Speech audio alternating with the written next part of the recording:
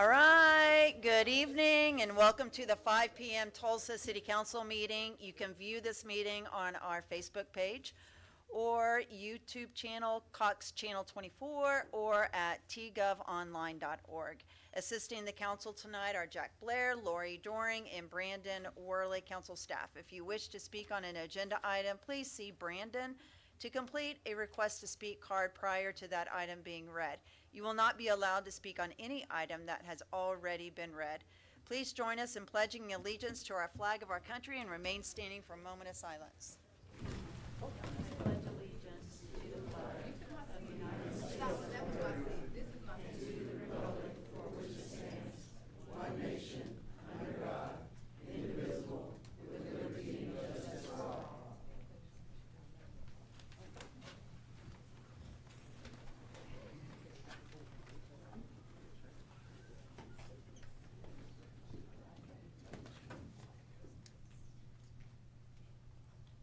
Thank you. You may be seated. We have proclamations tonight for May years of service. You want to join me?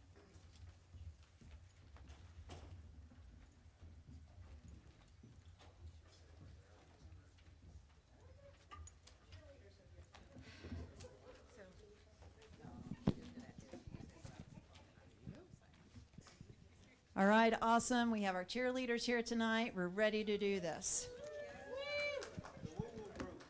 The woo-woo group, right. All right. Good evening. The city of Tulsa has an incredible team of over 3,500 public servants dedicated to making all aspects of city government run smoothly.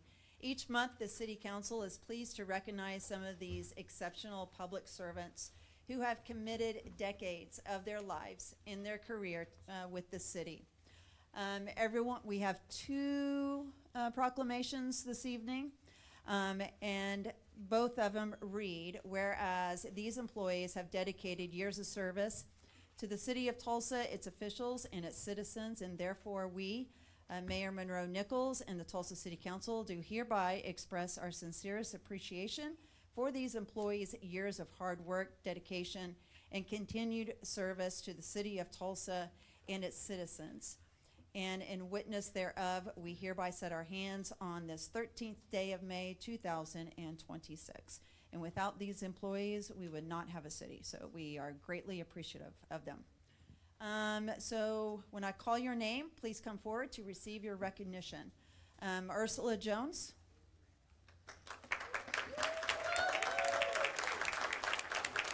There she is. All right, Ursula is from the IT department, and she has put in 25 years of service.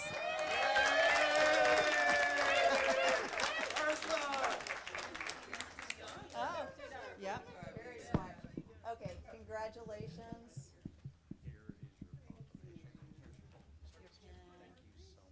Yeah, thank you so much for your service. We're going to go down here for a quick group shot. Great.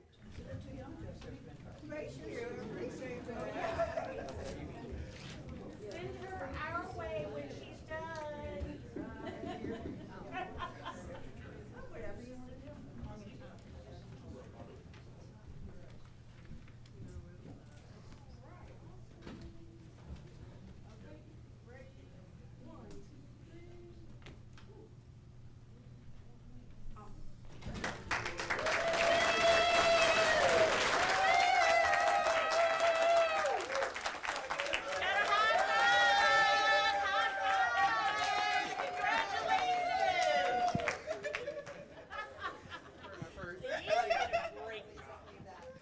All right, thank you so much.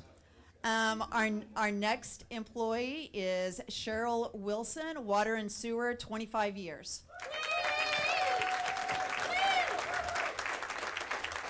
Whoop, whoop. All right. Thank you so much. We're going to go on down here.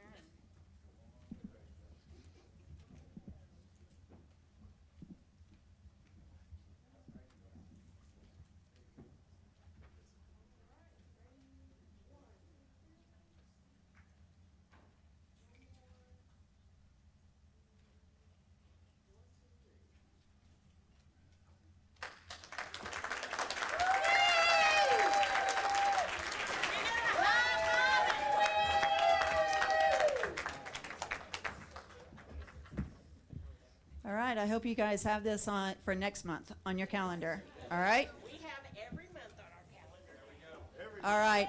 The continued growth of the city of Tulsa is a direct result of the valued employees that serve our city 24 hours a day, 7 days a week.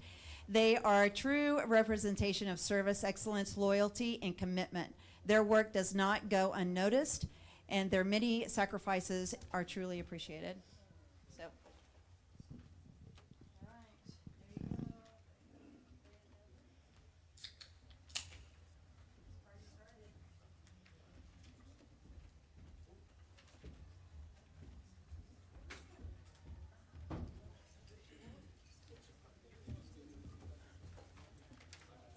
All right, announcements. People wishing to speak on an agenda items are listed to 5 minutes total per meeting. Public input is a time for members of the public to provide insight on the agenda item. Due to the meeting format, public input is not a time for question and answer period. All comments should be relevant to the agenda item and directed to the council. We are using an electronic timing system. In front of the speaker at the microphone, there is a timer that will count down the time used. A green light will let you know when your time has started. Yellow light will let you know you have 30 seconds left, and red light will let you know when your time has concluded. We ask that you stay within your time limits, so everyone wishing to speak is given equal time. Please keep the podium area railings and aisles free from recording devices and tripods. Recording equipment and accessories, including tripods, must be set up in the media center as posted on tonight's agenda.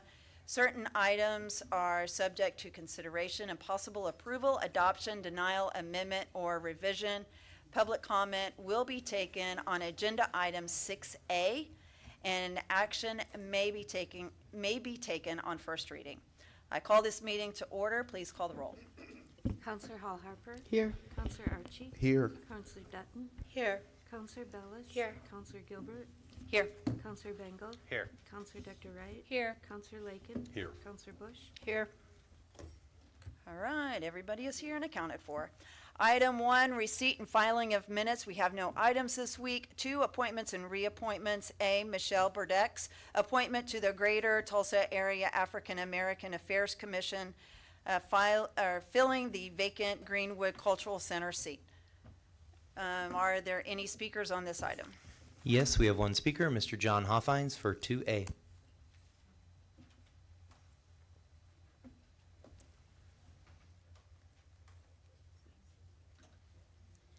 Peace. Yes, peace.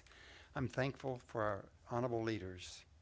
I'm grateful for the Honorable Council Chair, Karen Gilbert, the Honorable Vice Chair, Christian Bengal, Honorable Councilors, staff, team, and security. We're thankful to the citizens of this great city of love, Tulsa, Oklahoma.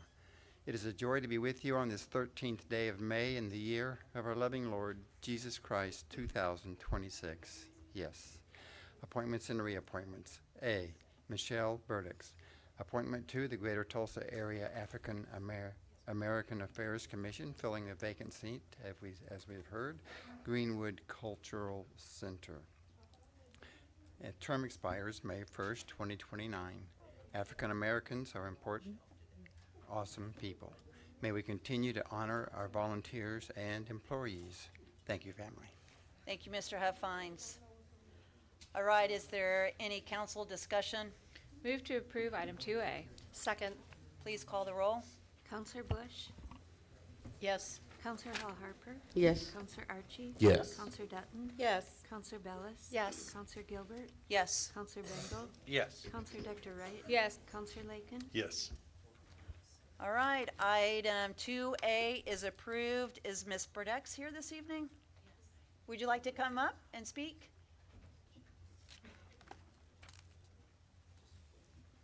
Good evening. Good evening. Thank you so much for the opportunity. I will be totally committed to making a positive impact on the commission and for my city and my community. Thank you. All right, thank you. All right, item 3, public hearings. 3A, public hearing to receive comments regarding a proposed ordinance amending Title 43M of Tulsa Revised Ordinances, which is the City of Tulsa's expenditure policy for the 2023 a temporary sales tax amending the projects and purpose of which expenditures of proceeds may lawfully be made, providing severability. Proposed amendment is $5 million. Is there a motion to enter public hearings? I move to enter public hearing. Second. Please call the roll. Counselor Bush? Yes. Counselor Hall Harper? Yes. Counselor Archie? Yes. Counselor Dutton? Yes. Counselor Bellis? Yes. Counselor Gilbert? Yes. Counselor Bengal? Yes. Counselor Dr. Wright? Yes. Counselor Lakin? Yes. All right, we are now in public hearing. Please call the first speaker. There are 18 speakers, and our first speaker is Lana Turner Addison. It's public hearing. Good evening, Good evening. council members. My name is Dr. Lana Turner Addison.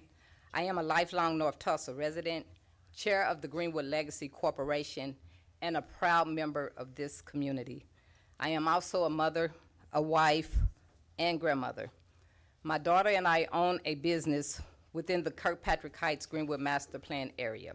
I am here tonight because I care deeply about the long-term strength, safety, and future of Greenwood and Kirkpatrick Heights. I am here to urge you to preserve the voter-approved funding from the Improve Our Tulsa 2023 for the Kirkpatrick Heights Greenwood Master Plan, and to reject any proposal that would remove, divert, or reallocate those funds away from the community's plan. In 2023, Tulsa voters made their intent clear. Their vote established a mandate, not a suggestion, for coordinated community-driven redevelopment across 56 acres in Greenwood and Kirkpatrick Heights. That funding is a public investment in North Tulsa and in our shared future, and it should be honored, protected, and used as approved. As someone who has championed North Tulsa redevelopment for decades, I want to emphasize what many residents already know. The process to date has been open, transparent, and deeply engaged. Public meetings, social media updates, press coverage, more meetings, and community convenience have kept residents informed, and the feedback has been overwhelmingly positive from people who want to see progress, accountability, and long overdue investments. But beyond general impressions, the scale of community involvement is undeniable. Approximately 2,000 Tulsans have participated in shaping the plan, and Greenwood Legacy Corporation worked since 2021. In 2023, a representative governance work group of more than 30 residents, supported by community partners and informed by focus groups and surveys reaching over 300 additional people, deliberated on the most effective structure to implement the plan. An open application process formed the advisory committee and the inaugural board of the Greenwood Legacy Corporation. And most recently, a council of elders nominating process has launched to ensure the wisdom, history, and lived experience of Greenwood elders in North Tulsa remains central to accountability and oversight. This is what community-driven planning looks like. This is what democracy looks like. And diverting funds at this stage would send a devastating message that the city council cannot be trusted to uphold the will of its own voters. There are 3 core reasons why the council should stay the course. First, accountability to voters. Public funds should be used only as voters approve. Changing course now would weaken public trust and reduce confidence in future investment. When voters approve a package, they expect and deserve it to be carried out as promised. Second, community impact and timing. The Kirkpatrick Heights Greenwood Master Plan is positioned to deliver real tangible benefits: housing stability, mixed-use development, job creation, safety improvements, and enhanced public spaces. Delay or diversions of funds would stall momentum, contradict commitments made to residents, and risk losing opportunities that have been years in the making. Third, transparency and implementation. If concerns exist with the Greenwood Legacy Corporation or any major public initiative, that's normal. But the right response is transparent, community-driven oversight, quarterly reports, public dashboards, real community input. What's not acceptable is using those concerns, founded or unfounded, to unravel the voters' mandate or redirect funds away from the plan Tulsa approved. The Greenwood Legacy Corporation has been built intentionally with community trust at its core. It is a product of years of listening, learning, and designing a governance structure that reflects the people's vision, diverting funds from an entirely community-driven and community-envisioned plan at this point would say to North Tulsa, that the city cannot be trusted to back the will of the people, especially in a community that has already endured generations of broken promises. Tonight, my requests to the council are simple, reasonable, and aligned with the public trust. One, preserve the 2023 voter-approved funding for the Kirkpatrick Heights Greenwood Master Plan and reject any proposal to divert or reallocate those dollars away from the community's plan. Dr. Two. Tucker, your time has expired. Can I wrap it up real quick? 10 seconds. Okay. As a strong advocate for investments in North Tulsa, particularly the Greenwood District, I remain committed to increasing resources for development and redevelopment. I want to thank you for your time, your service, and your commitment to listening to the voices of Tulsa residents who expect accountable, transparent, and community-centered redevelopment. Thank you so All right, much. thank you. Next speaker, please.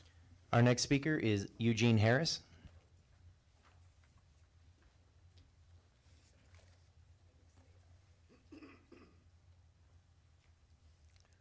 Good afternoon. First, thank you for the opportunity to speak and to talk with you this afternoon. Again, my name is Eugene Harris, and I am speaking to oppose the proposed reallocation of Improve Our Tulsa 3 funding away from the Kirkpatrick Heights Greenwood Master Plan. Any change in funding, even opening the funding up to other North Tulsa projects, undermines a years-long effort to align strategy and development in our community. I've spent all but 8 of my 71 years as a North Tulsan. I've lived within the master plan area for the last 12 years and had the pleasure of serving on several boards focused on the North Tulsa community. These include Morton Health Center, Life Senior Services, and the Hudson and Metro YMCA Board of Directors. My current service as a member of the Greenwood Legacy Corporation, or GLC, has been a special experience because of the nature of the board, which is a ground-up nature, and our mission to generate wealth for North Tulsa.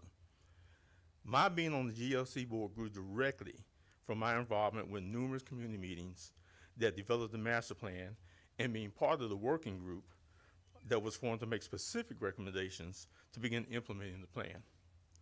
This included the working group's overwhelming vote to form a community development corporation, which led to the establishment of the Greenwood Legacy Corporation. Again, this has been a multi-year process with literally hundreds of citizens involved in that process. To date, the entire focus of the independent, and I want to repeat, independent GLC board has been to transition the 56 acres from city to community ownership and implement the master plan as envisioned by many North Tulsans that were involved. I ask that you honor that vision and promise of the master plan. The promise is not to any individual. The promise is not to any organization. That promise was made to the citizens of the Greenwood area and North Tulsa. I ask that you allow us to continue forward with that vision. Again, I humbly request that no changes be made to the Improve Our Tulsa's funding that the citizens of Tulsa voted to support. Thank you for your time. Thank you. Next speaker, please. Our next speaker is Claiborne Talbert.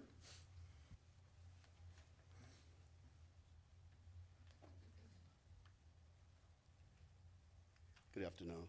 Thank you for allowing me to speak. But I do own a house that's in this Greenpatrick Heights district, and I think this would affect them. I'm against taking the money from Greenwood Heights district, but I would like to speak to my representative, and I live in District 7. And I remember, Lori, when you first ran, you knocked on my door, and I believed in your character, I believe in your integrity. Sir, and you have to direct your Okay. comments to all of to us, all not, of you all. yes, to Okay. all, not just one. Everybody Yep. everybody up there 1 through 9 has to vote according to the people's will. And I believe my council person could sway me, my family, and all my friends who live in District 7 to vote for her because we believe that she would uphold the rule of voting for what the people vote for. In District 1, the people overwhelmingly voted for this money to go to Kirkpatrick Heights District. So I'm hoping that you will uphold the people vote and voice and not anything personal. Each district represents entire city of Tulsa, not just District 1, 2, or 9, or 7. All districts should uphold the will of the people. So I'm hoping that you will vote to uphold the will of the people. When they voted to put this in, it was done by the people. So I hope all 9 of you represent all the people of Tulsa. Minority people, black people, Afro-American people lives in each district, not just District 1. We're all over, every district. And I enjoy my district, I enjoy my representative. She have done a good job so far, but I hope that you will consider upholding About the we will rights of the consider. people. Thank you. Thank you. All right, next speaker, please. Our next speaker is Gabrielle Alexander Trimble.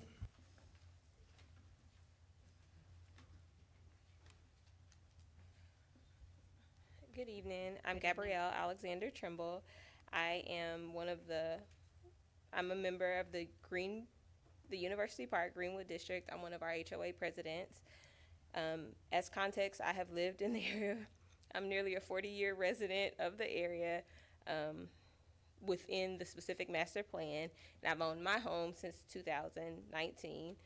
I'm asking that you honor the request and the will of our voters, and urging you to use those funds as previously designated, not redirecting the funds.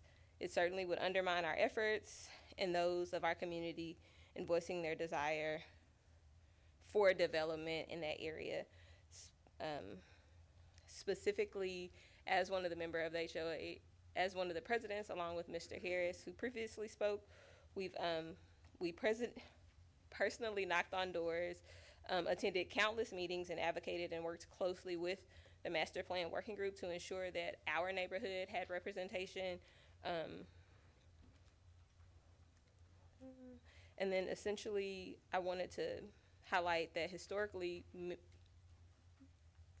voting, people don't show up to vote, right? So those who did took the time, they made an intentional intent commitment to go and make their concerns or make their voices heard. And so we should really honor those requests in doing that. And so in closing, I would strongly oppose any fund reallocation, because I just think it honestly just creates further distrust within our community. I mean, we've waited such a long time to have people know about the jewel and the gem that we live in within the Greenwood District, and moving those funds. As we created the master plans, we often talked and thought about walkability and commerce, and it would be incredible not to have to drive to every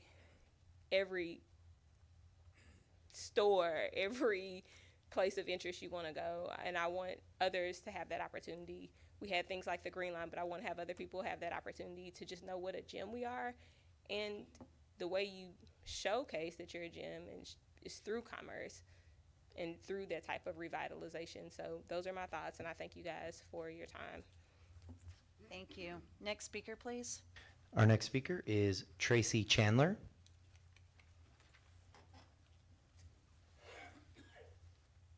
Hello. Hello. Many of you, all the old people knew me. You all don't know me, so let me introduce myself. My name is Tracy Chandler. I am here as a community activist who tells it like it is, because it is what it is until it isn't anymore. And believe you me, I am working on the anymore. As it relates to this particular interest, actions speak louder than words. Actions speak louder than words. Actions speak louder than words. Y'all got that? Okay. I believe I have heard previous speakers speak, and there is some area of agreement.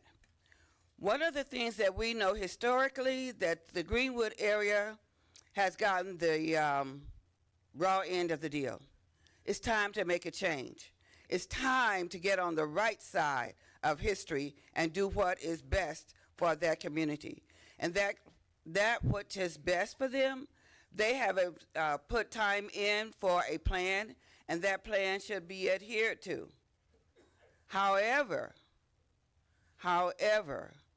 the plan needs to be under the guidance of someone who can bring the project home and bring it successfully. Honor what they have done, the community has done, and honor the plan, but move all the money under TEDC so it can be used properly. Now, we know that TEDC can bring it home. We have seen it. We know that their heart is for North Tulsa, okay? And their greatest example is GEM, which is the Greenwood Entrepreneurship at Moton. So I'm asking that you give this plan a chance for success. Success is what we need, not anything else less than positive success. So I'm asking that all of the money be moved to TEDC, but the plan be followed. There is one thing that I am requesting. I am requesting that the fees for TEDC, the administrative fees, I should put it that way, be reevaluated. Thank you for your time. Thank you. Before we call the next speaker, I would just like to ask my colleagues if there is objection to move 7B to be read after public hearing. Anybody object? You're all right with that, Councilor? Okay. Okay. All right, then we'll get through this public hearing, and then we're going, for those of you who have signed up on item 7B, we will be reading 7B after we conclude our public hearing. So, okay, Brandon, call the next speaker, please. Our next speaker is Isaac Stevens.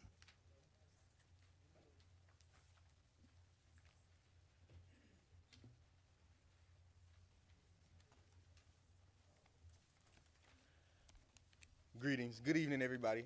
Good evening. I'm coming on behalf of the North Tulsa Economic Development Initiative, and I'm a young man born and raised in North Tulsa, and so this project means a lot to me. And there's just this, the resolution here is really not just speaking the heart, but hopefully also those as well as the community that I'm a part of to really keep those funds where we voted it in 2023. And so here we have, whereas North Tulsa residents, our stakeholders, and our community leaders are engaged in a multi-year community-driven planning process to create the Kirkpatrick's Heights Greenwood Master Plan, establishing a unified vision for equitable development, cultural preservation, economic mobility, and long-term community benefit. And whereas the Improve Our Tulsa 3 package, approved by Tulsa voters, explicitly included funding dedicated to implementing this master plan, reflecting a clear public mandate and a commitment by the city of Tulsa to honor the community's work. And whereas any proposal to redirect, dilute, or reallocate these funds, whether partially or under the justification of supporting other North Tulsa projects, undermines the integrity of planning process, disregards the will of the voters, and it also threatens to destabilize years of coordinated community engagement, whereas NTEDI, North Tulsa Economic Development Initiative, is committed to protecting community-driven development, ensuring that public processes remain transparent, accountable, and aligned with the priorities expressed by the North Tulsa residents, whereas maintaining the full funding allocation is essential to advancing equitable development and ensuring that Black Tulsans directly benefit from the reinvestment in historically marginalized neighborhoods. Now, therefore, be it resolved that North Tulsa Economic Development Initiative formally opposes any reallocation, any reduction, any redirection of Improve Our Tulsa 3 funding away from the Kirkpatrick Heights Greenwood Neighborhood Master Plan. And be it further resolved that Entedi urges the Tulsa City Council to uphold the commitment made to the residents and to maintain the funding exactly as approved by voters. And be it further resolved that Entedi will continue to advocate for transparent, community-centered development processes and will mobilize residents, partners, and stakeholders to ensure that the Kirkpatrick Heights Greenwood Master Plan is implemented with the fidelity to the community's vision.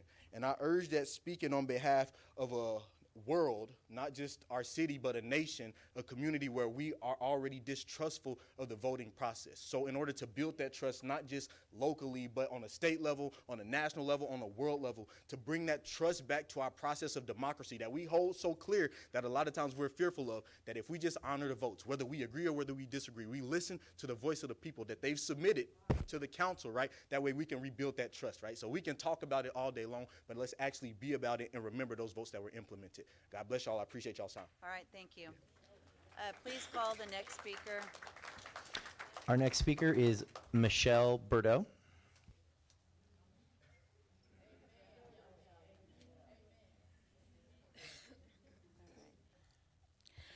In 2023, we said yes to specific promises, specific line items. One of those line items was $5 million for implementing the Kirkpatrick Heights Greenwood Master Plan.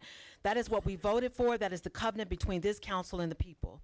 Those 56 acres represent land that was taken from families during urban renewal, from a community that had already survived the massacre. So when this city finally committed to doing something restorative with that land, and when nearly 2,000 community members showed up to planning meetings and workshops over the course of 5 years to shape a 95-page master plan, that was not casual participation. That was an act of faith.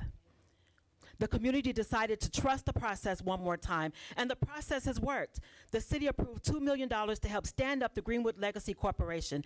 An advisory committee was selected through a public application that drew 41 submissions. GLC is now operational with community stakeholders who live within the plan boundaries leading the work. This is community-led development, and it is finally ready to move from paper to implementation planning. What is being proposed tonight is not an improvement to this plan, it is a dismantling of it. The Brown ordinance would take voter-approved, site-specific infrastructure dollars and scatter them across the district. You want to dilute $5 million and spend them on structures, buildings that exist now, right? Outside of the current boundaries with no plan, although you have to have some idea of who's going to benefit from those voter-approved funds. Something that's been said to us in different ways and through different channels for months is that we've been told to play nice, to get along, to be patient, to let the process work. And I want to be very clear about what that sounds like to us.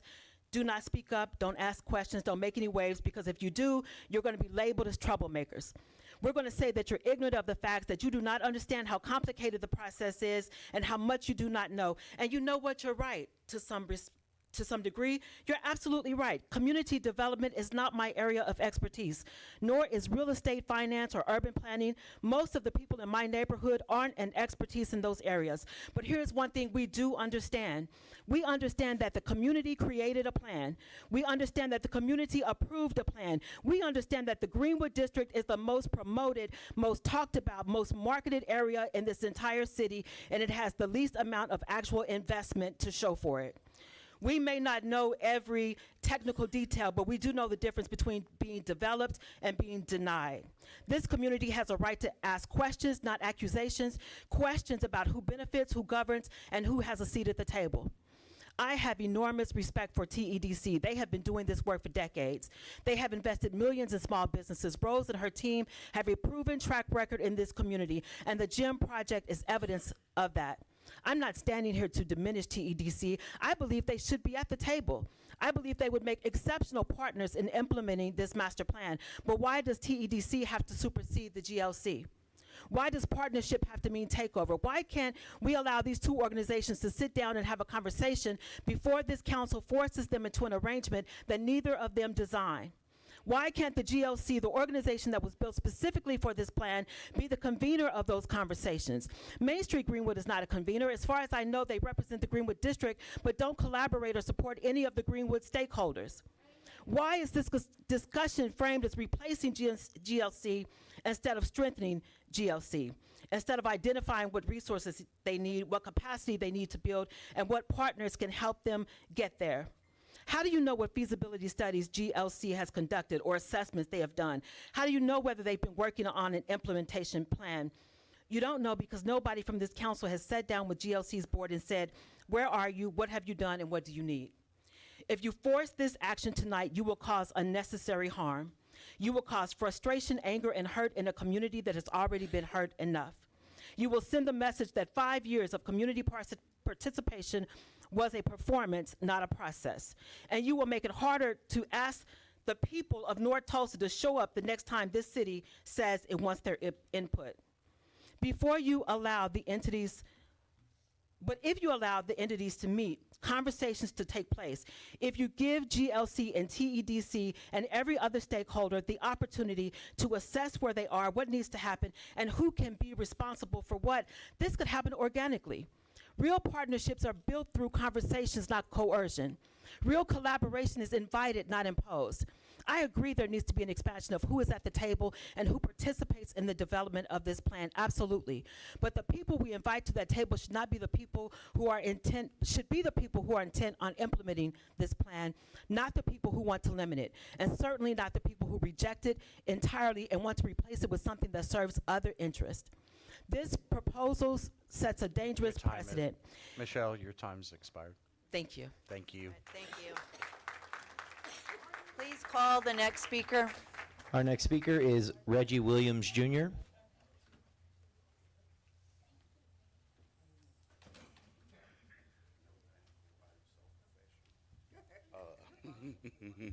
How y'all doing?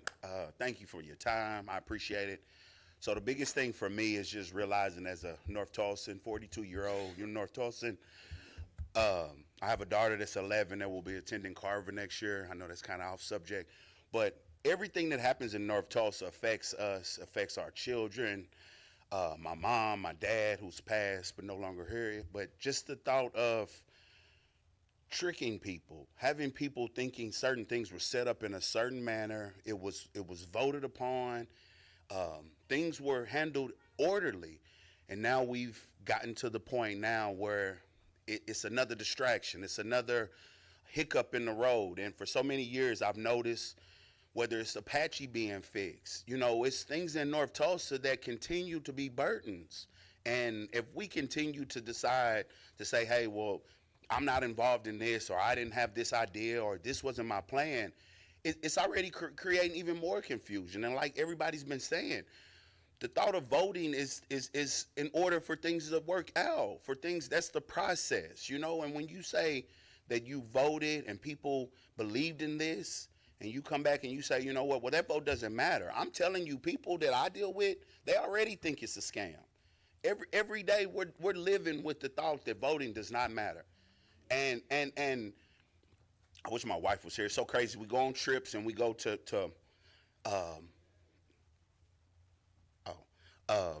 I thought she was, I'm sorry. Focus. So we go to places in different states of America, and you realize how things used to be, how things are now, and the confusion and the delusions and so much just extraness that goes on. So my biggest thing, I don't know how much, 3 minutes, that is, we have to stick with it. Like we can't waver. Like those people that have put in work, those people that voted, those head of the neighborhoods, they put in time, and it really sucks, like I said, for people that are my age and younger, thinking that the due process works. I mean, the courts are jacked up, the laws, everything is stacked, and I just hate that, and I just hope you guys understand that, because in your neighborhoods or your districts, because I know I'm supposed to talk about everybody, right?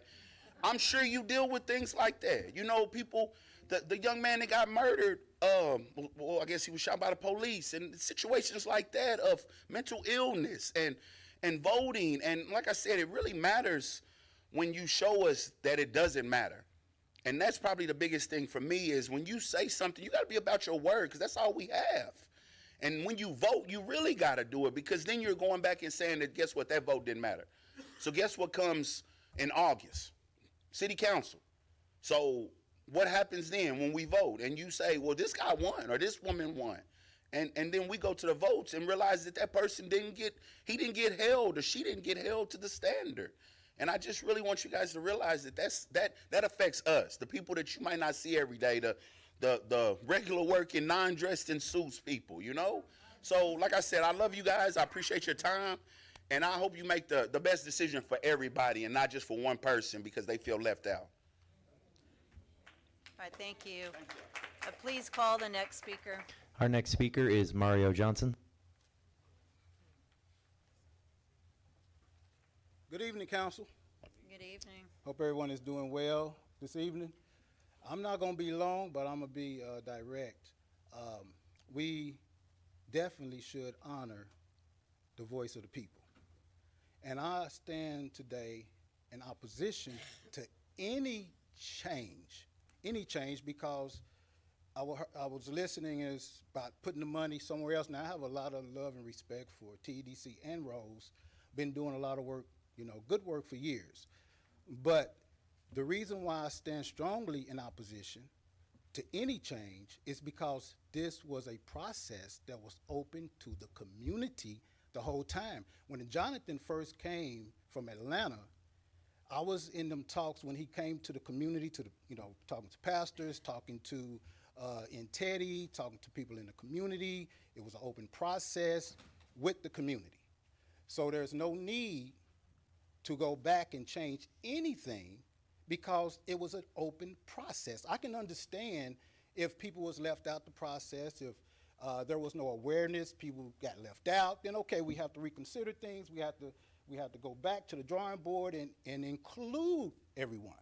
But the city did a good job, I have to say that. And starting out off correct, getting with the community, the stakeholders, the people in the community, and everybody was at the table. Meetings at OSU Tulsa, countless meetings.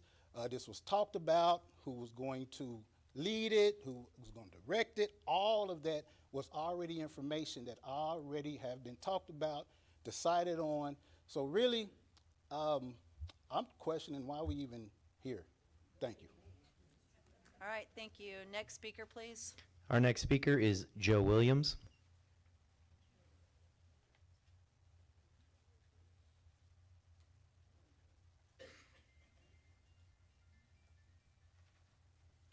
Good evening, City Council members.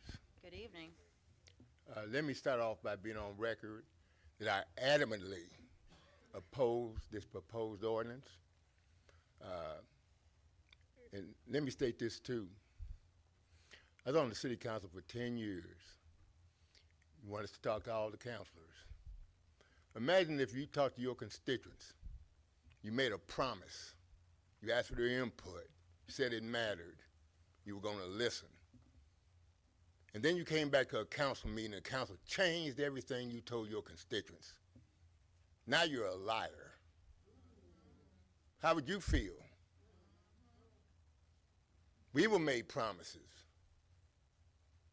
Mayor G.T. Bynum, who was a great mayor, he tried to help North Tulsa. We worked closely with him. He asked me to serve on several boards, commissions, committees. I agreed to two. The redistricting of the city council based on the 2020 census, because I want to make sure it was fair, gave representation to citizens throughout this city.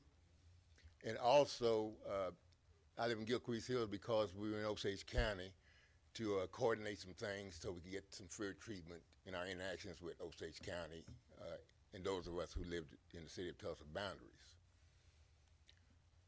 I agreed to that committee. I also agreed to serve on the committee to address the redevelopment of Kirkpatrick Heights and Greenwood, because I believe that that could help us develop our community housing, economic development, small businesses, minority-owned businesses, African Americans a chance to get jobs in our own community. So I agreed to that. We went to numerous meetings with people in this community. We voted on everything we did, we voted on. One of the things we voted on was who would lead the effort. Council Hall Harper recommended a group from World One. They won. They led the effort, so unless she thinks they did a poor job, I think she would acknowledge that they did a good job getting community input. We had hundreds of people each one of those meetings. As it was mentioned earlier, approximately 2,000 people gave their input. And we listened. And one of the things, I was one of the facilitators, one of the things I had to say at every single meeting, because the first thing people in the community would say, is this just another one of these deals we're going to go through? Pretend that some things are going to change. Pretend that things are going to get better. And then when all's said and done, we go back to the status quo. They'll come back the next time they have a citywide vote and need some money in our votes. They'll come back and say, oh, if you vote for this, we know last time it didn't go well, but next time it'll be even better. I don't even know why we're here. I don't know why we're even entertaining the thought of voting to make a change. The boundaries was the boundaries. Mere bounding them. Like I said, one reason I agreed to be involved was because of those boundaries. I didn't agree to be involved with the boundaries in Owen Park, even though that's closer to my house. Right. I didn't agree to any other boundaries. I agreed to give my dedicated time away from my family for these boundaries and change. Now, I want you all to know, y'all's legacy is at stake. Yeah, your legacy is at stake. Yeah. The city made promises to African Americans and to North Tulsa. So is it going to be promises kept or promises broken? That's what your legacy is going to be tonight. If you vote for these changes, then you all have broke a promise to some of the citizens in this community, and you all, which was the way I looked at it as a city councilor, I didn't just represent District 1, I represent the citizens of Tulsa, Oklahoma. I was a Tulsa city councilor. So I hope you all keep that in mind. We're depending on your vote. I don't intend to be bamboozled. I grew up in Jim Crow. And now I'm watching this Jim Crow 2.0 all over the country, all over again. My time has run up. I urge you all to vote no. Give us respect and dignity. Don't let us go back and say we lied to our constituents when we told them this time would be different, and then it's the same all over again. We're tired of the same old, same old. We're tired of being sick and tired. Thank you. Okay, next speaker, please. Our next speaker is Renita Wade. Brandon, we have 5 more speakers, is that correct?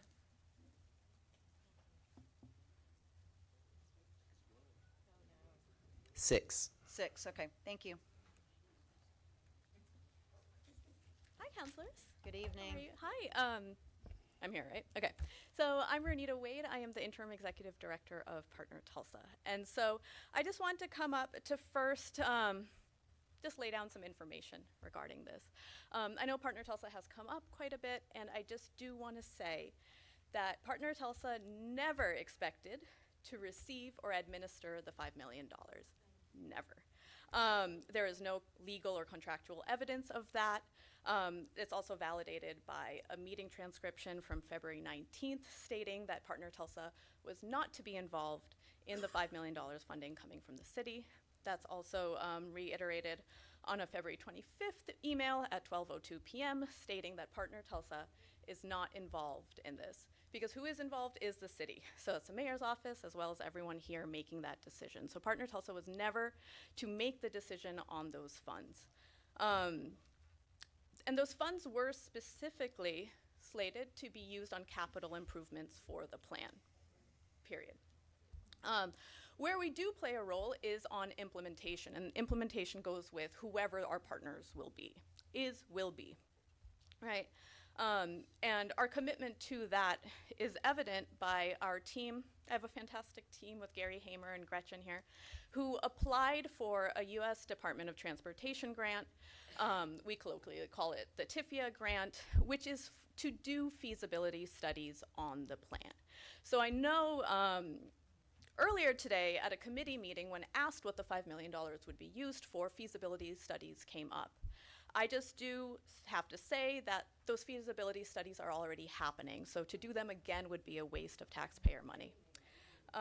And those feasibility studies include transportation analysis, land planning scenarios, market and demand analysis, capital improvement planning and cost estimation, as well as a financial analysis.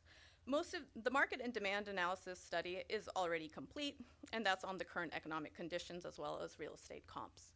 The other ones are in process of being completed. So that's all I have to say on that. So we're here, whatever your decision is, it's always been that with the City Council and the Mayor's Office, we are here to partner with you, and the decision ultimately rests with the taxpayers as well as all of you here.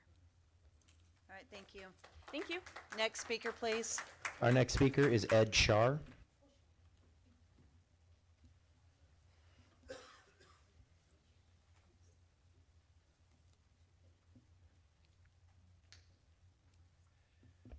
Hi, everyone.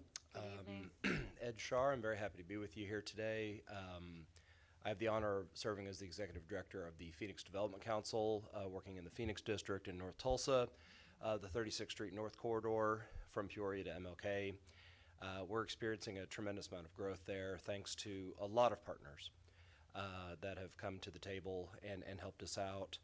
And our board really just wanted to acknowledge the good work that is happening all throughout North Tulsa. TEDC has been responsible for a lot of great things over the years. The Shops on Peoria, Oasis Fresh Market, and the new Greenwood Entrepreneurship at Moton facility. It's a very strong track record. You know, we work with many partners all across the city from all pieces of the city, nonprofit and municipal alike. So if the council were to decide to entrust TEDC with stewarding these funds that would be used to implement the Kirkpatrick Heights Greenwood Master Plan, our board has confidence in how those funds would be stewarded. The key thing is that we need positive development for North Tulsa and specifically for the Kirkpatrick Heights Greenwood area. Thank you. Thank you. Next speaker, please. Our next speaker is Nate Morris.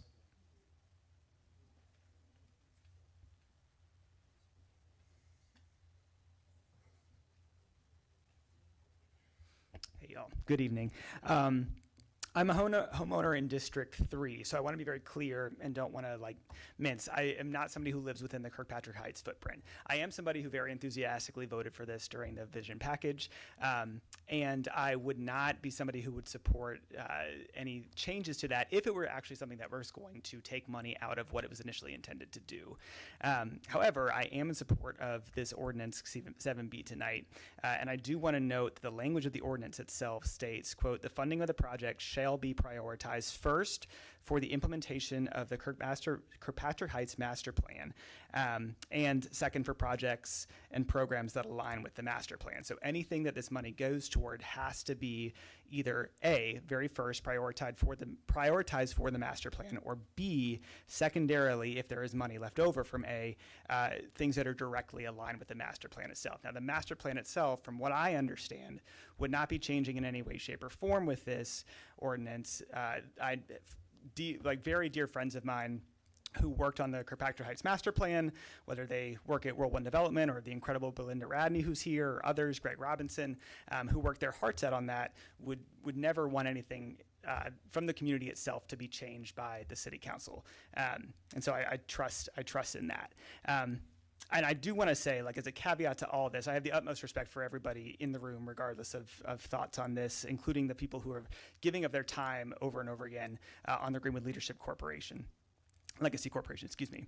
I also want to just note, though, that for anybody who's sitting on this council, if there was a massive project that was happening within your district, my presumption would be that you would want to be deeply involved, especially with any quasi-governmental organization that was taking part in deciding what happened or taking part in any of the decision factors that were coming as a result of any taxpayer money that was being allocated toward it. And that if you weren't directly involved, or if you were in any way shut out of those conversations, that you would feel rightly concerned about what the ultimate result of that was going to be. So I understand the concerns that Councilwoman Hall Harper has brought up.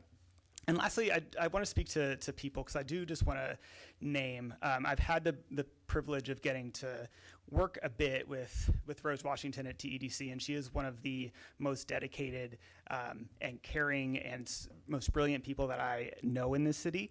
I remember when working with Greg Robinson and others on community engagement work at the Met Cares Foundation, she is an incredibly busy person and took time out of her day consistently week after week to meet with community members who wanted to talk about economic development opportunities in North Tulsa and wanted to find solutions to the disparities that were existing across the North Tulsa community. And so she helped community members from North Tulsa develop ideas. We were able to take those ideas, and one of them we were able to get funding for and launched a program called Level Up. And Level Up helped to give folks, parents across North Tulsa, access to career training opportunities. And in the middle of the pandemic, I remember Rose Washington reached out to us and said, do you want to be a part of these CARES Act dollars to help continue this program to make sure that North Tulsa parents have access to paid career training? So that program, in large part because of Rose Washington's dedication to the community of North Tulsa and to the work that's happening there and being directly involved in that work and in that engagement, that program was able to serve many more people for many more years and became a model for other programs in Tulsa. So I just want to name that. I know there's a lot of concern when things change, but I do want to say that as somebody who voted for this, and in reading the language of the ordinance tonight, that shall be prioritized first for the implementation of the plan, and second, any projects that are directly aligned with that master plan. I do feel confident that that is the case, and I do feel confident in the leadership of Rose Washington to be somebody to help steward this forward, given the incredible things that she has already accomplished in this city. So thank you all for your time and for the work that you're doing on this. Thank you. Next speaker, please. Our next speaker is Mary Williams.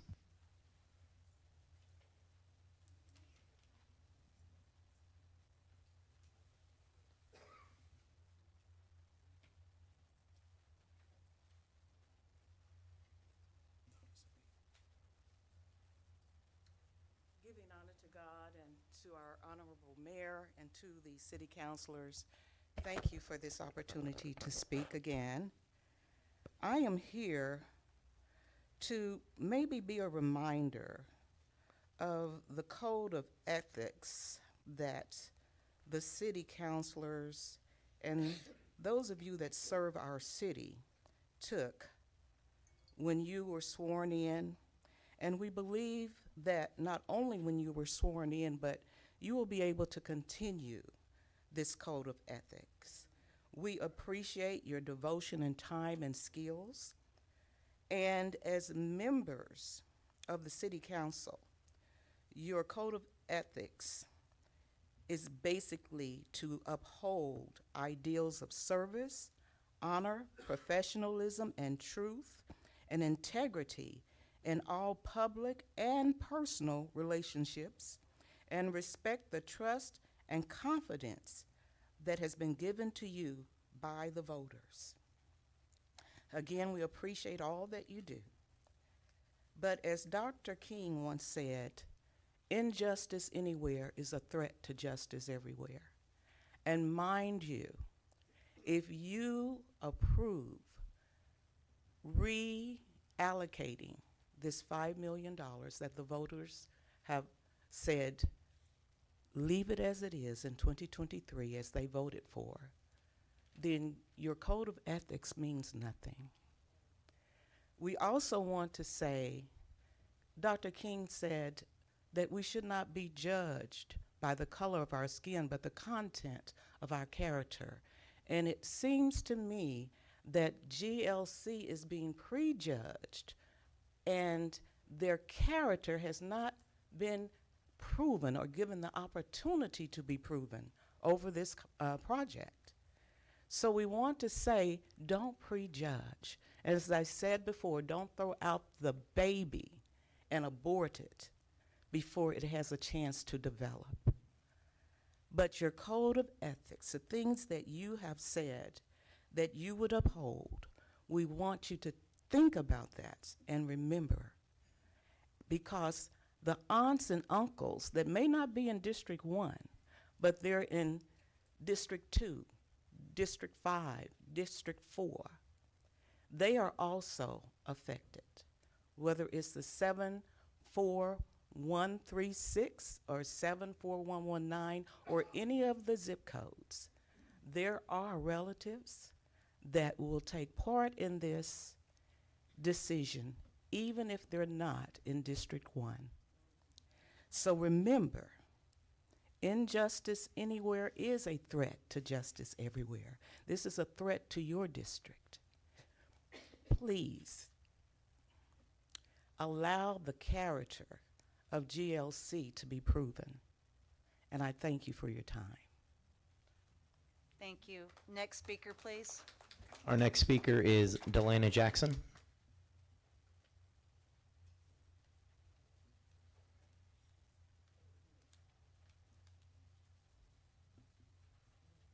Hello. Mine is going to be short. My name is Delana Jackson, president of BTW Legacy Club, District 1. And I just wanted to say is that I would appreciate it if Vanessa Hall Harper was included in discussions with the Partners of Tulsa, because I rely on her information and input for my community. That's just all I would like to say. And I stand with Vanessa Hall Harper. All right, thank you very much. Next speaker, please. Our next speaker is Darlene Daughtry.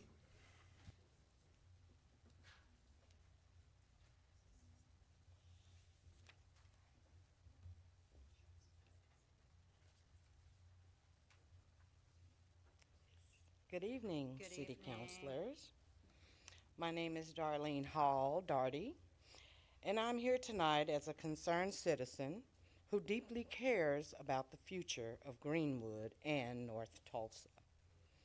This conversation is bigger than personalities or politics. It is about public trust, accountability, and ensuring that the people of this community have confidence in the organizations and individuals involved in decisions surrounding public funds and development in historically Black communities. Many residents have concerns regarding Partner Tulsa and the Greenwood Legacy Corporation because trust in our community has been broken before through urban renewal, displacement, and decisions made without meaningfully community input. These wounds are real, and they still exist today. Part of my concern also comes from past public controversies involving leadership connected to these efforts. When there are previous allegations or disciplinary actions involving misuse and public trust, even from years ago, the community has a right to ask questions and expect transparency before millions of dollars are placed under the direction of entities that will shape the future of Greenwood. This is not about attacking anyone personally. It is about recognizing that trust must be earned, especially in a community that has historically experienced broken promises, exclusion, and decisions made behind closed doors. It is important for the community to know that Lana Turner Addison was terminated from the City of Tulsa for the following reasons: commitment of acts on or off the job, Ma'am, which we're would not, bring... we're not here to talk about personnel issues. If you could just move on to your next subject, Okay. please. Thank Well, you. I have handouts over there if you... Thank you. If you Yes, could just uh-huh. go on and. I will. Thank you. I'm just about done. Okay. That is why many of us believe these funds should be administered. Excuse me, I'm talking? Okay, well, get your Okay, laugh out audience, and I'm be going done. to ask you to please have respect for the speaker. Thank you. Thank you. I won't list all of the acts that were committed, but it was just cause, I will say that. and I was in the department Okay, with her. but But moving go on, on. Thank that you. is why many of us believe these funds should be administered through trusted community-centered institutions with a proven record of investment and accountability in North Tulsa, such as TEDC, which has demonstrated success through projects like Oasis Fresh Market, the shops on North Peoria, and the new Moton Gym. We are simply asking for transparency, accountability, and respect for the voices of the people who actually live in and represent this community. Thank you. Thank you. Next speaker, please. Our last speaker is Rose Washington Jones. Well, good evening, counselors, and thank you. I will not say much. I don't have significant prepared remarks, but I felt the need to speak because the name of Tulsa Economic Development Corporation and my name, Rose Washington Jones, has come up many times in this conversation. And so I want to ensure that I understand and that the community understands what is going on here. And first of all, my understanding is that an ordinance to name a financial steward, whether it be TEDC, Partner Tulsa, GLC, would have had to happen under any circumstance. So a change would have had to be made no matter what. I think the second is after the committee meeting today, I learned that the feasibility studies are underway, and I heard that from reliable parties. And had I heard that from the people working the master plan, I would have articulated that. And so what excites me about feasibility studies being underway and paid for by other means is that now we can move the $5 million into real bricks and mortar. And what that also means that TEDC as an economic development corporation, a lender that has invested $1 billion. Now, you've heard about Shops on Peoria, you've heard about Oasis, you've heard about GEM, but you don't hear about the hundreds of small businesses that we fund every year. And over the years, that amounts to $1 billion. And what that means is $5 million through these tax funds can be multiplied time and time and time again. And I am thrilled that feasibility is underway and so excited to see what the outcomes are, and excited for the community in general to see what is possible through this plan that is a wonderful vision created by community. The other thing is, for me, my name comes up a lot, but my success is not because of Rose. My success is because of my ability and my willingness to partner with organizations that align with our mission, and that is to create economic development for those who typically don't have access. And my commitment, if council chooses to support TEDC as a financial steward of these funds, is to work lockstep with GLC and the community, the councilwoman, and all of the partners who care about this work and the community to bring the vision to life. Thank you. Thank you. All right. Without objection, we will exit public hearings and move over to item 7B under ordinances second reading. 7B, ordinance amending Title 34M of Tulsa Revised Ordinances, which is the City of Tulsa's expenditure policy for 2023, temporary sales tax, amending the projects and purpose for which expenditures of proceeds may lawfully be made, providing severability. And this is Councilor Hall Harper's item. Do we have any speakers on this? Yes, we have 12 speakers, 7 for, 5 against.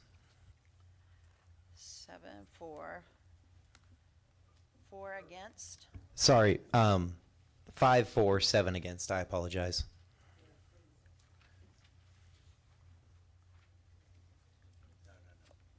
Five. 5 for and 7 against. Oh. Get the calculator. 7 Okay. against, so that's 12. 4 minutes each. You're okay? 4 minutes each, everybody okay with that? Okay.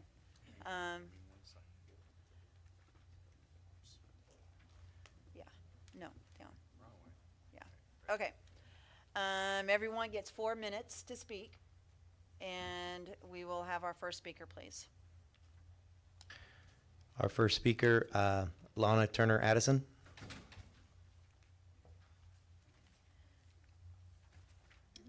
That was public hearing. It's totally different. Okay. Are we ready? Okay. I want to thank you again for an opportunity to come before you again today. It is a little disturbing to hear the prior speaker bring out my name in vain. The work I do for this city and my commitment and I love for this city is undeniable. And I just want to get that out there because the truth need to be the truth and people shouldn't be allowed to slander people unintentionally. I have been able to work with everybody in the city of Tulsa and not had to stoop to that level. But anyway, I want to thank you for the opportunity to speak. I am here to urge this council to vote no on agenda item 7B and reject any amendment that would alter, divert, or dilute the voter approved funding for the Kirkpatrick Heights Greenwood Master Plan. Tulsa voters gave clear direction in 2023. They approved a plan, a purpose, and a pathway for redevelopment across 56 acres in Greenwood and Kirkpatrick Heights. Your fiduciary responsibility is to honor that mandate, not rewrite it. District 1 Councilor Vanessa Hall Harper participated in this process alongside many of us, and the community does not support the recommendation, many in the community, before you today. The commitment made in 2021 and reaffirmed in 2023 were built on transparency, shared governance, and public trust. Agenda item 7B breaks from that commitment. As someone who has consistently advocated for increased investment in North Tulsa, especially in Greenwood District, I remain committed to expanding resources for development and redevelopment in the community I love. But diverting these funds is not responsible, not effective, and not aligned with the will of the voters. This is not a personal matter for me. It is a community matter. Honor the vote. Honor the voters' direction. When people vote, they are giving direction. Your job is to honor that direction, not revise it after the fact. Respect the public mandate. Respect the public mandate. This is not about opinions. The voters already made the decision, and public institutions must follow. You received 183 petitions from residents opposing this action. You received letters from Joshua, Jay Malone, Carmen Petty, Cayenne, and many others who stand firmly against this recommendation. Their voices reflect a broad expectation that the city will uphold city councilors who we elected, its commitment, and protect the integrity of the process. I strongly urge you to vote no on this agenda item 7B and keep the Kirkpatrick Heights Greenwood Master Plan on the transparent, community-driven path that Tulsa voters approve. I want to thank you for your time, your service, and your commitment to listening to Tulsa residents who expect redevelopment that is accountable, transparent, and centered on community priorities. And just as an individual and on behalf of the Greenwood Legacy Corporation, we welcome any partners in working with people, and we have never shut anybody out, including you, Councilor Vanessa Hall Harper, who just refused to respond to some of the emails. You need to direct all of us, not just one We have counselor. not Thank you. shut any city councilors out. So we're here, we're transparent, we're accountable, we just had community meetings, and everyone's invited. Thank you so much for your Thank time you. and your work. All right, next speaker, please. Next speaker is Heather Nash.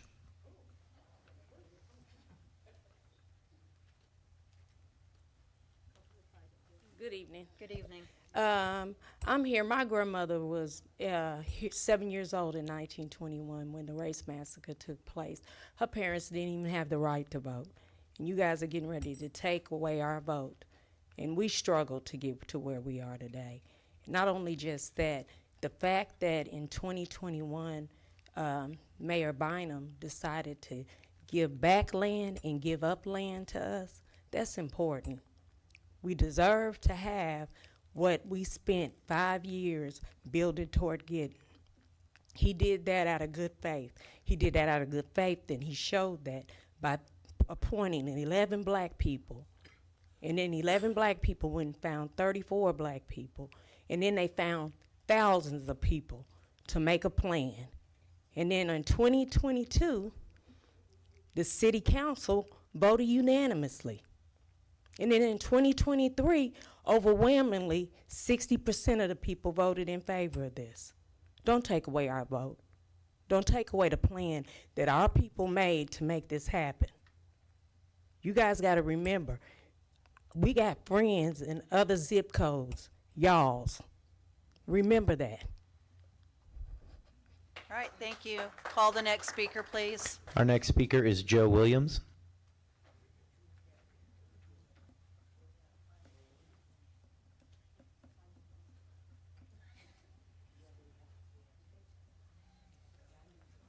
Good evening again. Good evening. Am I ready? You are ready. Oh, okay. Hang on, let me restart, Counselor. Okay. There we go. Okay, thank you. Since Rose Wiseman Jones' name came up, she's a very good friend of mine, and I do want to commend her. I have a tremendous amount of respect, admiration, and appreciation for her. When I was on the city council, she worked very closely with me on the redevelopment of Pine, North Peoria, Pine and Peoria corner, and it helped boost economic growth in our community, so I want to thank her personally for her dedication to making that happen. There was a gentleman who spoke earlier about priorities. He was right about one part of that. This is priority A. It's also priority ground zero. It's also the only priority. $5 million is a drop in the bucket. We can't spread $5 million outside of these boundaries and have any real movement. I'll be gone. My kids will still be waiting, if that's the case. We need that $5 million to keep the promise that was made to our citizens. Now, it was originally 11 people who Mayor G.T. Bynum appointed to that committee. Councilor Hall Harper was one.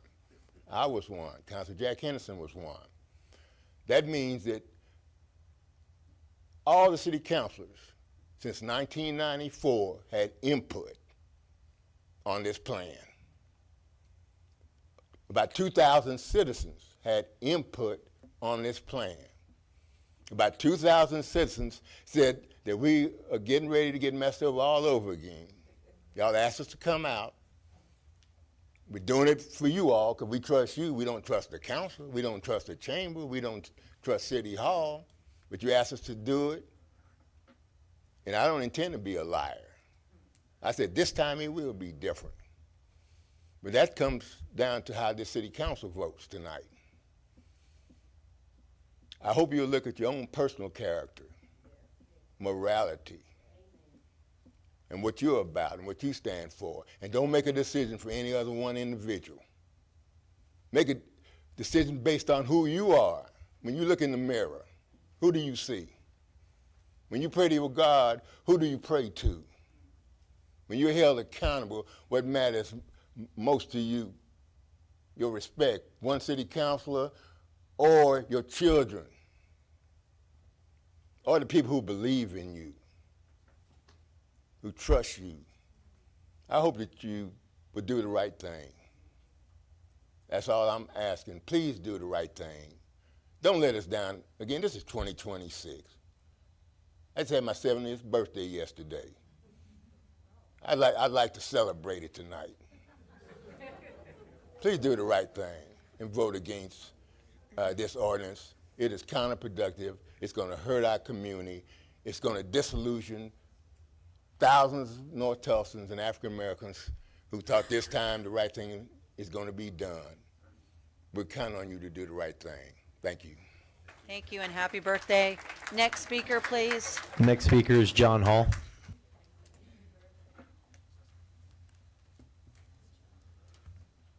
Good evening, Presiding Chair, City Councilors. My name is John Hall. I'm the Executive Director for Greenwood Legacy Corporation. I am speaking on behalf of the Board of Directors as well as my own professional background in community development. As you may or may not know, Greenwood Legacy Corporation is a separate 501c3 community development corporation. We received our tax exemption status from the Internal Revenue Service in November of 2025. However, it was effective for October of 2024. This indicates work has been done on a continuous spectrum. The model, the community governance model that we're using, the CDC or Community Development Corporation, was based upon the Kirkpatrick Heights Greenwood Master Plan Community Working Group. They toured various sites across the country. They looked at various models such as community land trusts, but overwhelmingly this group recommended that a community development corporation be formed to address the 3 opportunity sites that are outlined in the Kirkpatrick Heights Greenwood Master Plan, often referred to as the core, the stitch, and the plaza. Now, because of these 3 opportunity sites in the Kirkpatrick Heights Greenwood Master Plan, when Improve Our Tulsa Round 3 came about, $15 million was allocated for 12 neighborhoods throughout the city. Now, $5 million of that was part of Kirkpatrick Heights Greenwood Master Plan, and these funds were restricted to include transportation improvements, parks and trails, trees and landscaping, and neighborhood identity. Now, because of this particular funding, Tulsa Development Authority submitted a grant application to the U.S. Department of Transportation to leverage the funding that we knew that this community-led organization would receive. This amount of money was totaled $990,000 to leverage the $5 million. So that's almost 20% of leverage out the gate. The work that has been done since December 10th of 2025, which is when a kickoff meeting occurred with the subcontractors to do the feasibility studies, to refresh the market analyses, we are now prepared to execute technical review committees where members of the leadership committee, elected officials included, are part of this technical committee that we will be meeting later this month to actually look at the work that these subcontractors their analysis has indicated. And so from there, we are moving from input to action. The $5 million will leverage, again, this work that's already being done. The $5 million will be used exclusively for site preparation, which in my terms is moving dirt on these 3 particular sites, the core, the stitch, and the plaza. We are working to implement what the community wanted to see. They wanted dedicated dollars to a plan that would not sit on the shelf. They wanted a living document, and we are positioned to implement this project fully. Now, anyone who needs an update, or if you're curious about what's happening, ourlegacytulsa.org is the project site that explicitly and gives you a detailed update on our project timeline and the work that's being done. And in addition, our greenwoodlegacy.org website will show you the work that is being done as well. We are always available to the community at large and to anyone who has an interest in learning more about Greenwood Legacy Corporation. I thank you for your dedication to public service. You have a great job, and I honor the work that you do day in and day out. Thank you. Thank you. Next speaker, please. Our next speaker is James Alexander Jr.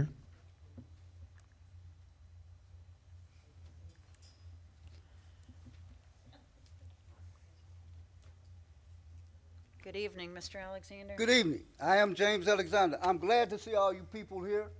You need to be here every week dealing with this council. Mr. Alexander, direct to us. I'm going to get on your case now. Come on.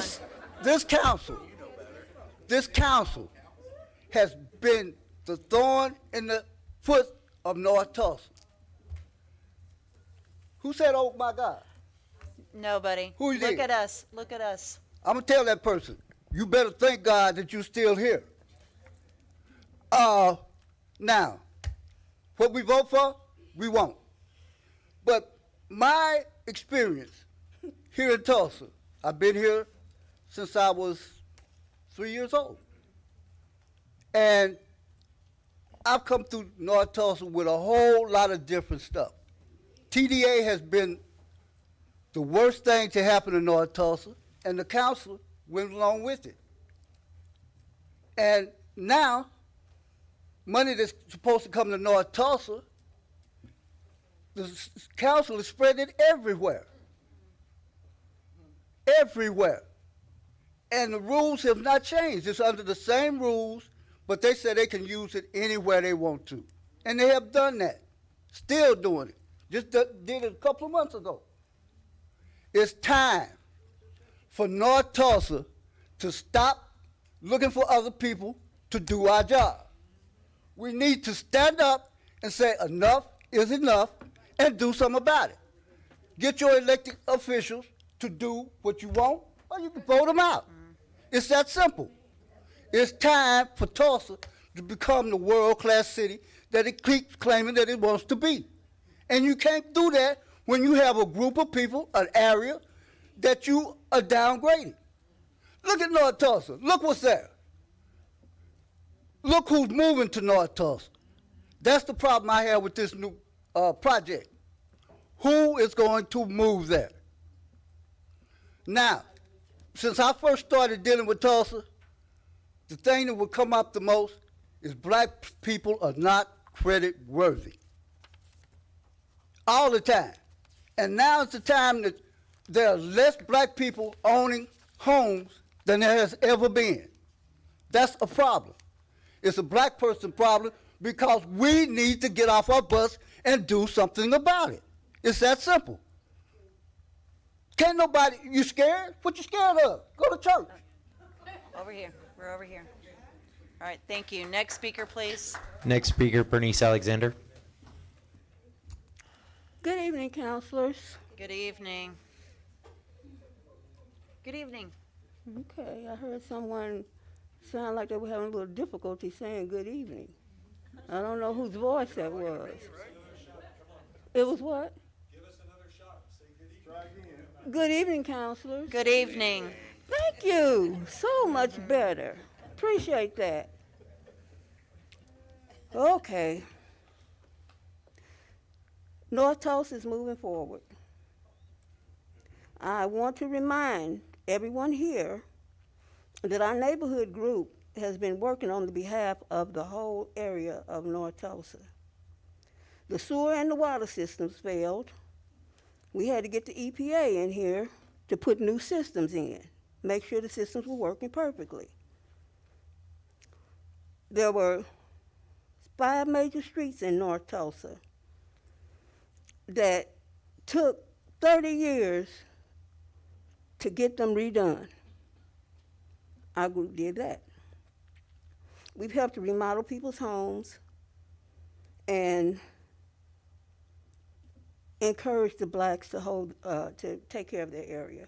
But also I want to say that about Lacey Park, our neighborhood group officers met in the wooded area where the park board would meet because they were talking about shutting down Lacey Park. And we met there early in the morning with them, a group of us, out in the woods. And Lacey Park is still open and serving the people in the area. I don't know what the attack is about against black people in this city. I don't understand it.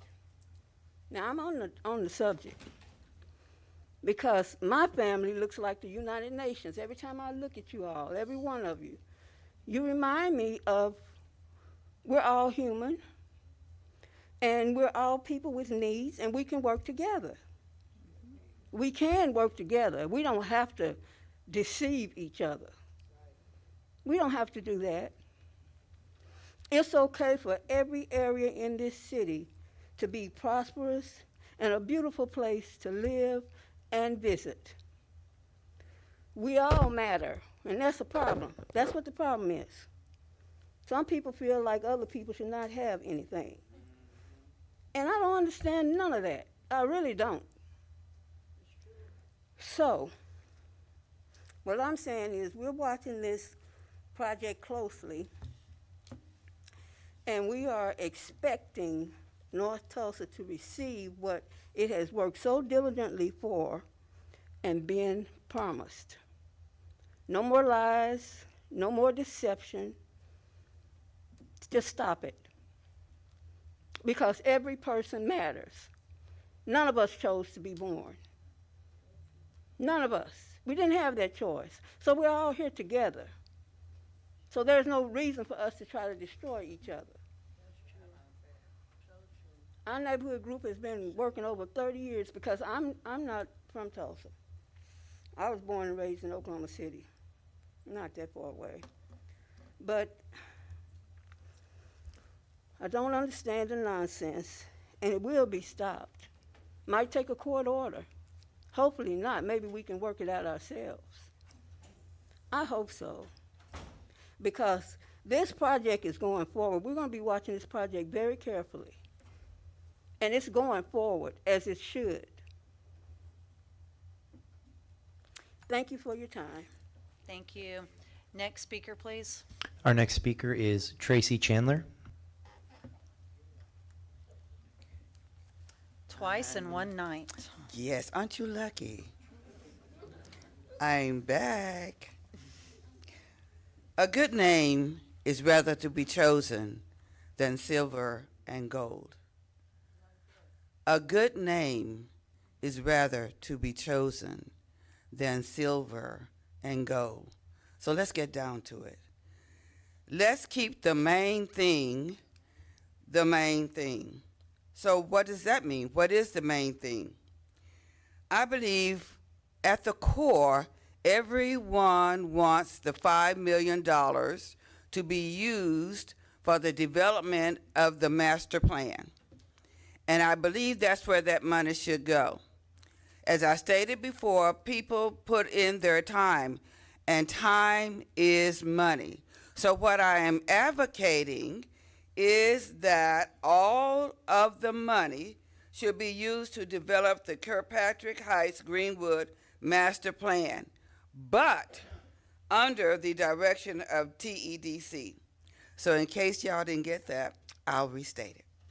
In other words, modify the language so that all the money will be for the implementation of the master plan under the direction of TEDC. Thank you for your time. Thank you. Next speaker, please. Next speaker is Christy Williams.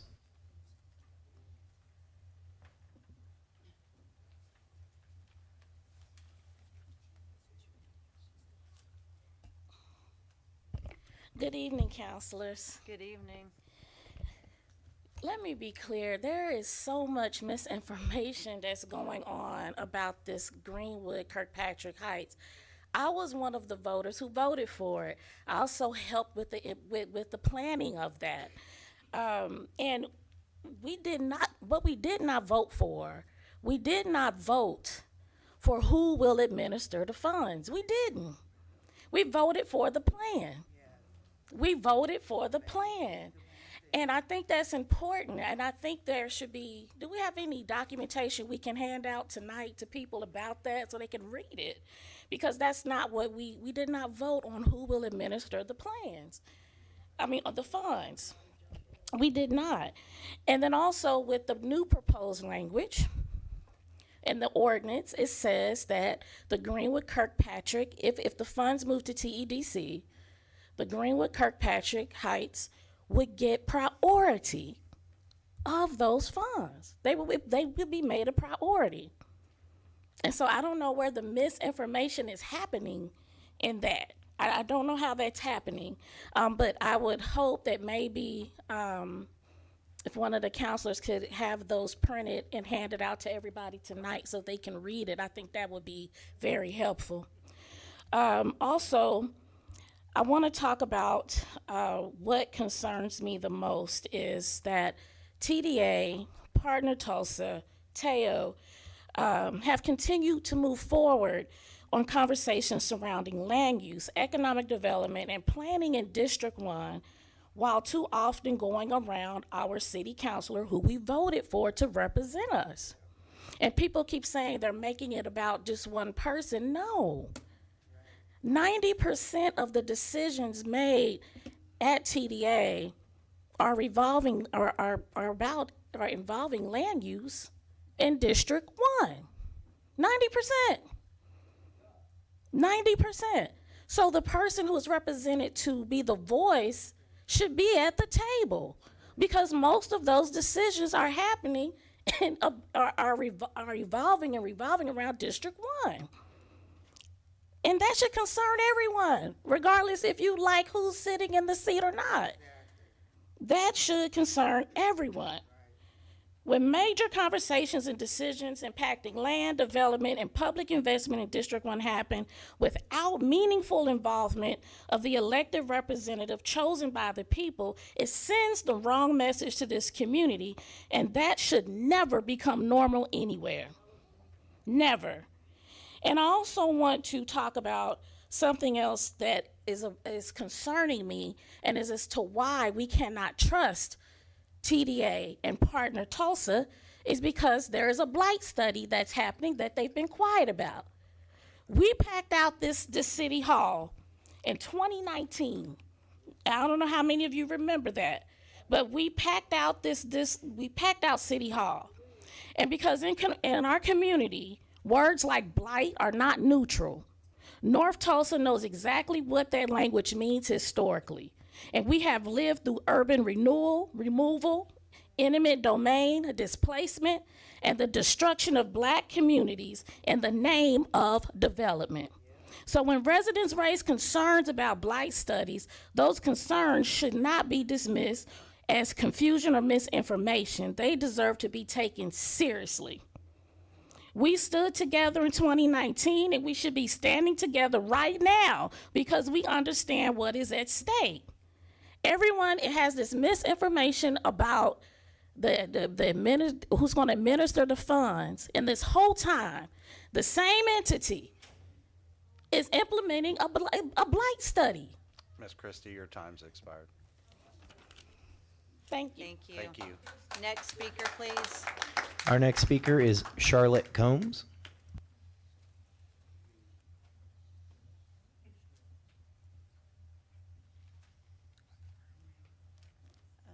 Three of the five.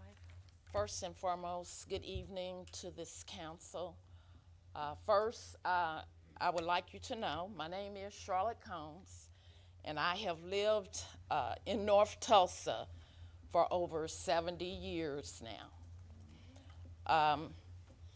All I really have to say is please just do the right thing. Consider all of us. It takes all of us to make a better community, a better neighborhood, and a better city. We love North Tulsa. That's all I know. That's all I've ever lived is in North Tulsa.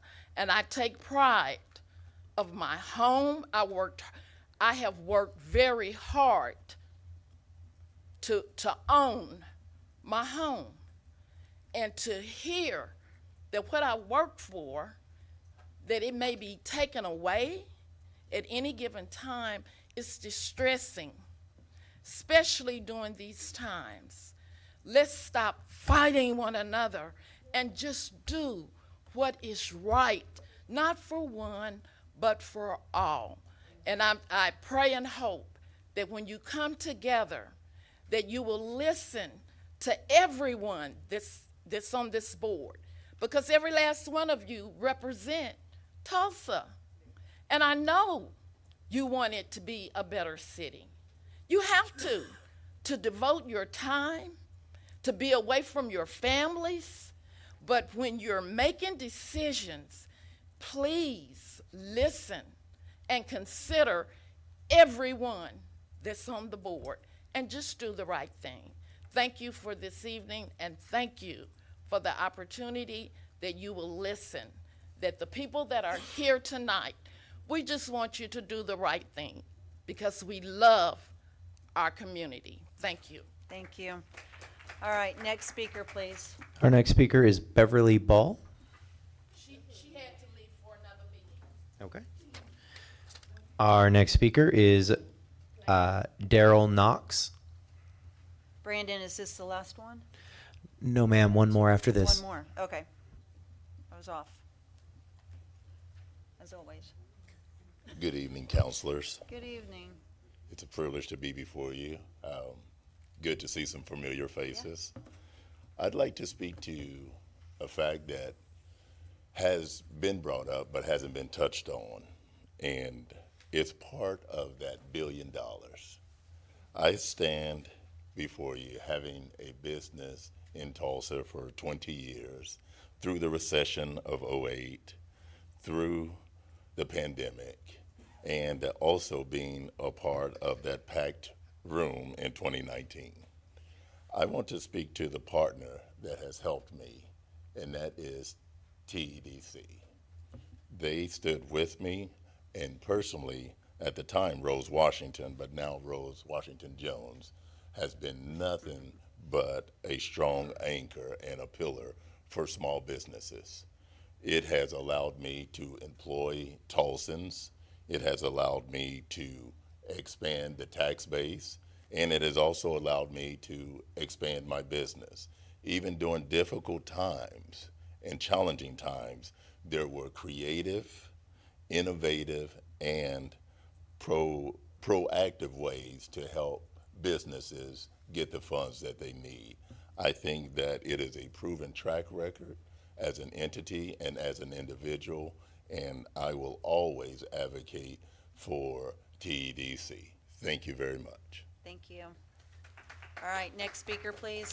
Our last speaker is Berlinda Radney.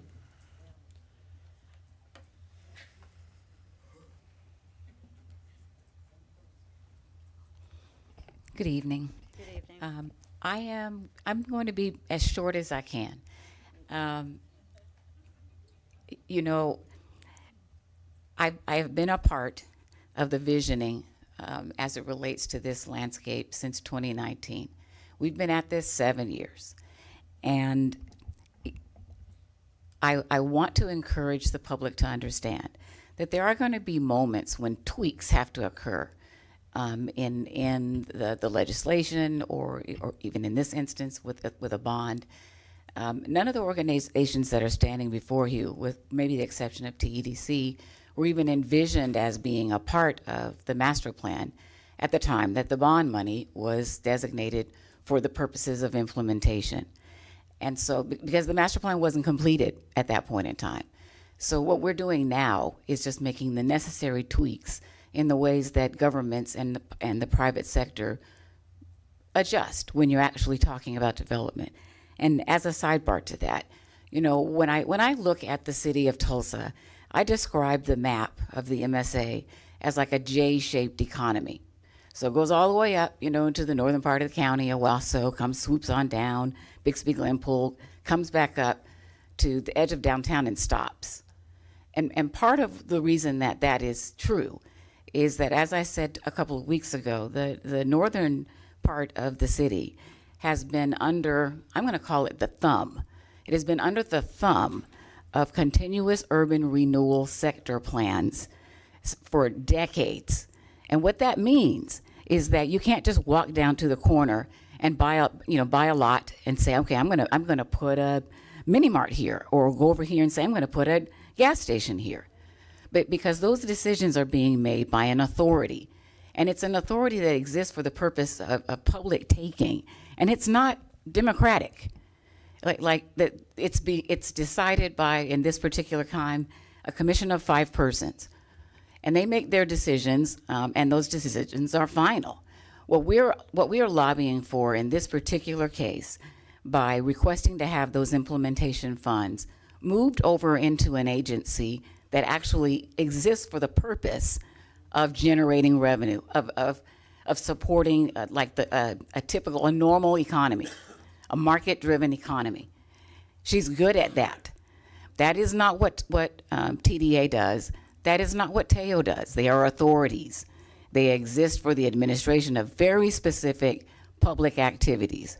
What we're saying is, let's give this master plan a chance to be activated in a way that meets its highest and best opportunities by placing the guidance of that outside of the kinds of organizations that have held us back in the past, and get them closer to the public sector, closer to or out of the public sector, and closer to private money, where we can actually generate that kind of wealth that can persist across generations.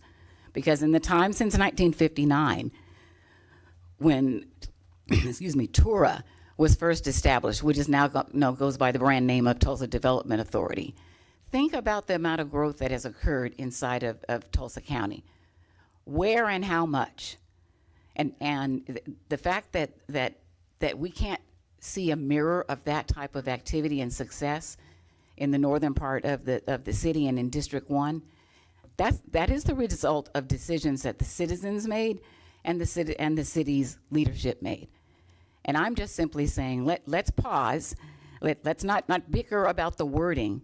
In this particular instance, this money is not being dispersed across the city or into varying, quiet corners. This money is going to be designated to the proper implementation of a master plan and those properties that are either synergistic or directly adjacent to that plan. Thank you. And I think that's really all I have to add today. Thank you. Thank you. All right. Is there council discussion? Yep. Councilor Dr. Wright. Thank you. Thanks for everyone who came and spoke. We've heard a lot of dialogue. We've received a lot of emails. And I think that's what we need to see in here. I'm going to agree with Mr. Alexander. When we hear from the same people over and over, it's a different message than when we hear from a broad sector of the community. And so I want to specifically thank Mr. Talbot for coming all the way from our corner of the city to come down and advocate. And I think that speaks to what we understand the Improve Our Tulsa package in 2023 was. It was voters from across the city that voted for a comprehensive package that many of us up here worked together with the former mayor to put in front of you for a vote. So it works the way it's supposed to, and it hurts my heart to have heard here today that should this go one way or another, certain folks are going to feel disenfranchised, because this is working the way it's designed to work, including this Brown ordinance process tonight. That Improve Our Tulsa package included $15 million of investment across 12 neighborhoods. And as we were working on that, it was Councilor Hall Harper that said, wait, we were working on this Kirkpatrick Heights Greenwood plan, but we need some seed money to make it go, because we had seen all these sector plans over the years kind of engage people and sit on a shelf. I wanted to say hello to my friend Ed Shar, because I went through that process with him in 2015 in Kendall Whittier.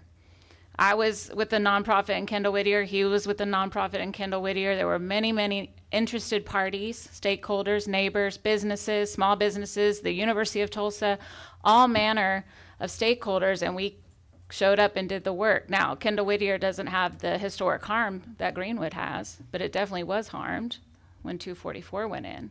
So it did get the harm of urban renewal or removal. And you have seen Kendall Whittier over the years turn around. It was one of the worst neighborhoods in the city. Terrible, violent, all manner of terrible businesses. And now it's a destination that people want to go to, and people are buying homes in. And it's the push-pull. I would say in Kendall Whittier, it wasn't always, hands held together and everyone agreed. And there's still the north side of Kendall Whittier that needs investment. But I say all that to say this kind of work evolves over time. And for Greenwood specifically, and I said this earlier, there's historic harm that has been done by the very entity that's now saying, trust us, we're here to help and fix it. So one of the things I wanted to clarify, because I do think there's some confusion and understanding. The Tulsa Development Authority owns the land that we're talking about. There's not a land trust yet. I know there's talk of it, but I heard kind of different people maybe saying like, it's our land and we need these dollars to do our land. It's not your land. TDA still owns the land. And so I think that is, we had some conversation from Partner Tulsa saying, we're not involved in this. You are involved in it because you're over TDA, and TDA is part of Partner Tulsa. So I just want to be very clear about that. And I'll just say Partner Tulsa has worked well with me as the district counselor in 7. We've had historic investment in our district. The city didn't own the land in District 7. The city didn't bomb the land in District 7, quite frankly. But we've had good working relationships, and they've come to me and we've worked together. It hasn't always been super smooth. I've had to push. I've had to push when dollars are set aside through a previous package for retail redevelopment, and then I went, hold on a second, they're not redeveloping the existing retail, they're trying to start new retail, and we had to have some hard conversations. So I just want you to know this happens, and I really do want to amplify. I don't think any counselor up here would feel comfortable with any entity doing massive redevelopment in the district and not having them at the table, no matter how uncomfortable it may be or how direct the counselor may be. I'm a direct person myself. So all of that, whatever happens here tonight, really does need to be set aside. Mr. Hall, as I understand it, you have not visited with Ms. Washington. That needs to be remedied immediately. And Ms. Radney, there needs to be meetings. It needs to be happening. You've been here since December, and I understand it's hard to stand up a nonprofit. I've done it myself. But there's too much delay. And we visited one-on-one. Somebody said nobody from council's visited with GLC.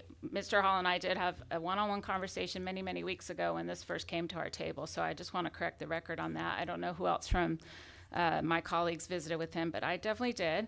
I have concerns with a new nonprofit having capacity and not diverting funds to administrative overhead. We have a very well-established nonprofit that can administer these funds. I don't need to retread the waters of why we think that's true.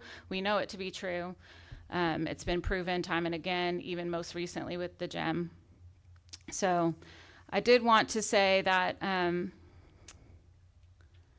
want to find my notes here because I kind of went off script. In my view, the will of the people is not honored by allowing these dollars to sit idle. It is honored when we use the public process, which we're doing right here tonight, to ensure promised investments turn into real results.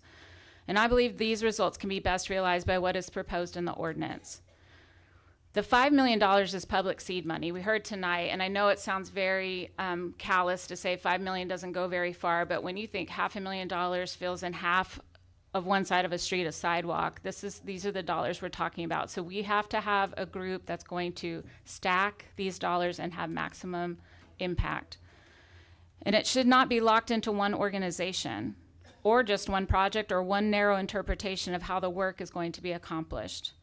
This will go to the master plan, but there's many different ways to get there. Just in Kendall Whittier, there wasn't one entity that turned that neighborhood around and made it what we experience today. There was multiple entities working together, going out on their own, getting dollars, bringing them back. And that's what's going to happen in Greenwood. And you all have to find a way to cross whatever divide you have here today and push to get the land in a trust for you, away from TDA and a public trust. The city has the responsibility to make sure these dollars, these public dollars, create momentum, leverage those partnerships, and produce measurable outcomes for historic Greenwood, Kirkpatrick Heights, and all of District 1.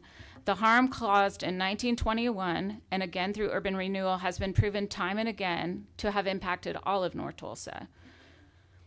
I want to clarify that the Brown ordinance does not override the will of the people when it follows the process built into the expenditure policy and remains faithful to the public purpose voters approved. I'm going to borrow a page from Ms. Chandler. I'm going to repeat that. It does not override the will of the people when it follows the process built into the expenditure policy and remains faithful to the public purpose voters approved. This amendment creates flexibility so the investment can move forward, not as a blank check and not as a benefit for one organization, but as a tool for broader public benefit. Flexibility, however, does not eliminate accountability, and I expect that these funds will be used transparently with measurable progress, clear public benefit, and appropriate council oversight. I plan to vote in favor because it is grounded in these expectations that this funding remains focused on revitalization, accountability, and real economic development outcomes for Greenwood and District 1. Okay. Any other council discussion? Councilor Hall Harper, would you like to say anything?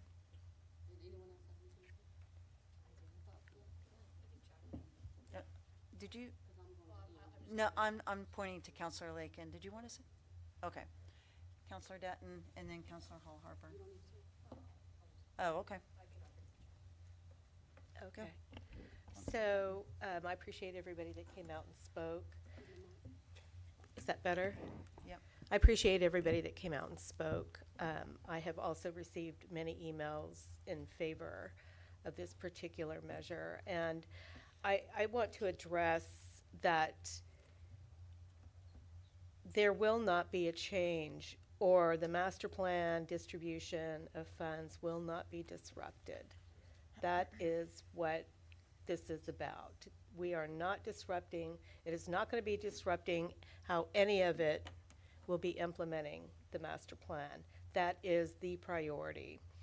I also believe that more collaboration, instead of just through TDA and Partner Tulsa, which are governmental entities, by the way, within the city of Tulsa, more collaboration, including TEDC, will provide the transparency that everybody wants and needs. I know TEDC has been in the community for a long time. They reached out to me when I had a small business during the COVID pandemic. They were the only entity that reached out to me during the COVID pandemic. And so I appreciate that they are not associated necessarily with the city or the governmental entities. I also want to reiterate that nothing is being taken away. I heard a comment that said, do not take it away from us. Nothing, from my understanding, has been taken away or will be taken away. I'm also in favor, and I heard the threats of recalling by primarying counselors for this one particular vote. I do have to say that we as a council and as a body take into consideration all the decisions that we make, not just one for a group of people that is the loudest at the table. There are plenty of people that are for it that have not spoken out loud.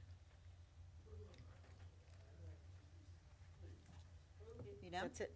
All right. Counselor Bellis? Yeah, I think this might be a legal clarification question I have for legal. Jack's looking at me like, don't bring me into this. I wanted to check, because I really do appreciate that it's been clarified by my council colleagues and by some of the speakers that in the actual language of the ordinance we're considering tonight, it is affirming and upholding the master plan, which I really value. From hearing from so many of you, like the time that's been poured into that and the heart that's been poured into that, and I don't think anyone here wants to take away from that. I'm curious, in the language, since it says, okay, prioritizing that plan, and then like secondarily, District 1, would you mind explaining a little bit more, like legally, or like when it comes to something financial like this, what it means for prioritize? Does that mean like things have to be administered in a certain order? Or I just want to make sure I understand what those words mean. It's just a statement of intent. I don't think it has any specific legal purpose. That would all come down to the contracting process or the implementation process. Okay. That would follow appropriation of these funds. Okay, and then the actual appropriation still would have to happen through the council, and then contracts have to happen with the mayor's office. Correct. Okay, so that's what I also think that's really helpful. Like, and I think that's also clarifying related to some of those other guardrails and continued opportunities to ensure community voice is truly in the process as the dollars actually get disseminated and as the mayor's office makes contracts. Like, this isn't a one and done situation. It's part of an ongoing process. So this isn't we vote right now and now those dollars fly out the door somewhere. This is part of just a process of going, hey, we're going to try to have this entity be a neutral convener, and there'll have to be ongoing processes dollars disseminations that have to still be voted on up here and contracts made with the mayor's office. So this is not an all-in-one situation that's happening where something's going, you know, just leaving everyone's hands. That's still very much in this body's hands, mayor's office hands, all of your hands. This is not something that's just moving away from everyone. So I did want to clarify that, and thank you to City Legal. That was helpful for me to hear. So Councilor Lakin wants to say something, is that all right? And then you go on? Okay. Hey, I Councilor too Lakin. appreciate everybody coming out tonight. I always learn from the different perspectives that are shared with us, and I learned last week or 2 weeks ago whenever we had the public hearing as well. To the former counselors who came out, I appreciate that as well. I know sitting in this seat, I want my colleagues to hear my pleas and my plans, if you will, and to support that too, given my role in my own district. And that's really what I'm going to do with Councilor Hall Harper tonight as well. She's been overwhelmingly elected and reelected to represent the ideas of her council district. I can completely understand, I think, some of the issues relating to the comments about being disenfranchised voters. I think if 8 of us were going against her tonight, that would resonate very strongly with me. But the District 1 counselor is the one who is bringing this to us for consideration, really representing in many ways the ideas of some of the constituents in her district. This is capital focused, as we heard, so that's part of the record, and I'm glad it's part of the record now. That was clarified tonight so that we know that the $5 million, which is what you all, many of you in the room have been requesting, is where the monies will go for capital related things. And then TEDC. So TEDC is a tried and true organization which we have partnered with several times and received very excellent results all across the city, especially in North Tulsa. They have pledged to work with other organizations, GLC and Partner Tulsa, and I trust Rose. I trust Rose, I trust her organization, and I trust that she and they will do exactly what they say they will do. So there's no reason for me to vote any other way. I want to be respectful of those of you who are my friends, though, who have a completely different view of this.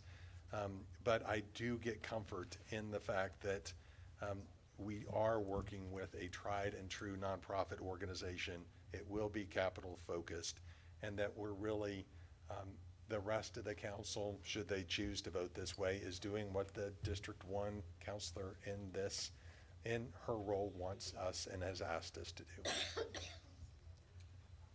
Okay. Do you want to speak? Okay, go ahead. Anthony had his hand up. Okay. Thank you, Chair. Like my colleagues have already expressed previously, what was challenging to me in consideration of this was what I felt like was an exercise of choosing a side in the community.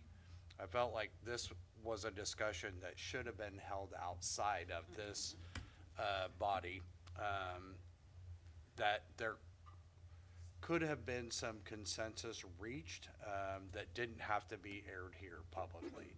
And so I do appreciate the fact that everybody came out, everybody was respectful to one another, so I appreciate that you expressed your viewpoints, and not, as I told Councilor Hall Harper, I've drank from the well of disappointment a few times. Some of my colleagues have drank from it far more than I have.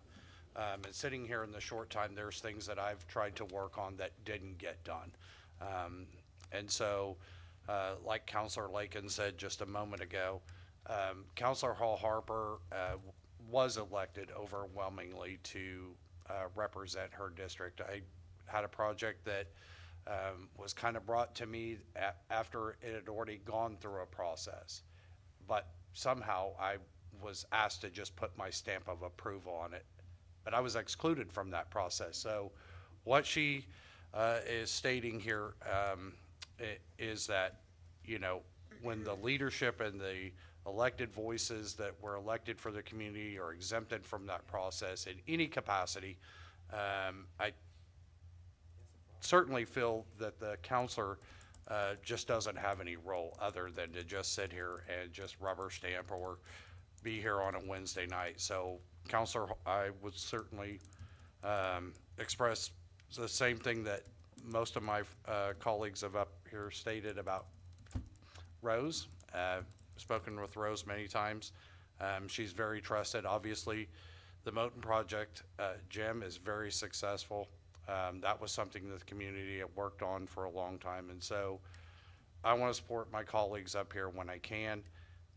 I don't see anything changing. I don't see any process change. I don't see any scope of intent where the funds will be used. This will just determine and codify who will actually administer those funds. And they're going to be administered, in my view, by a trusted community member.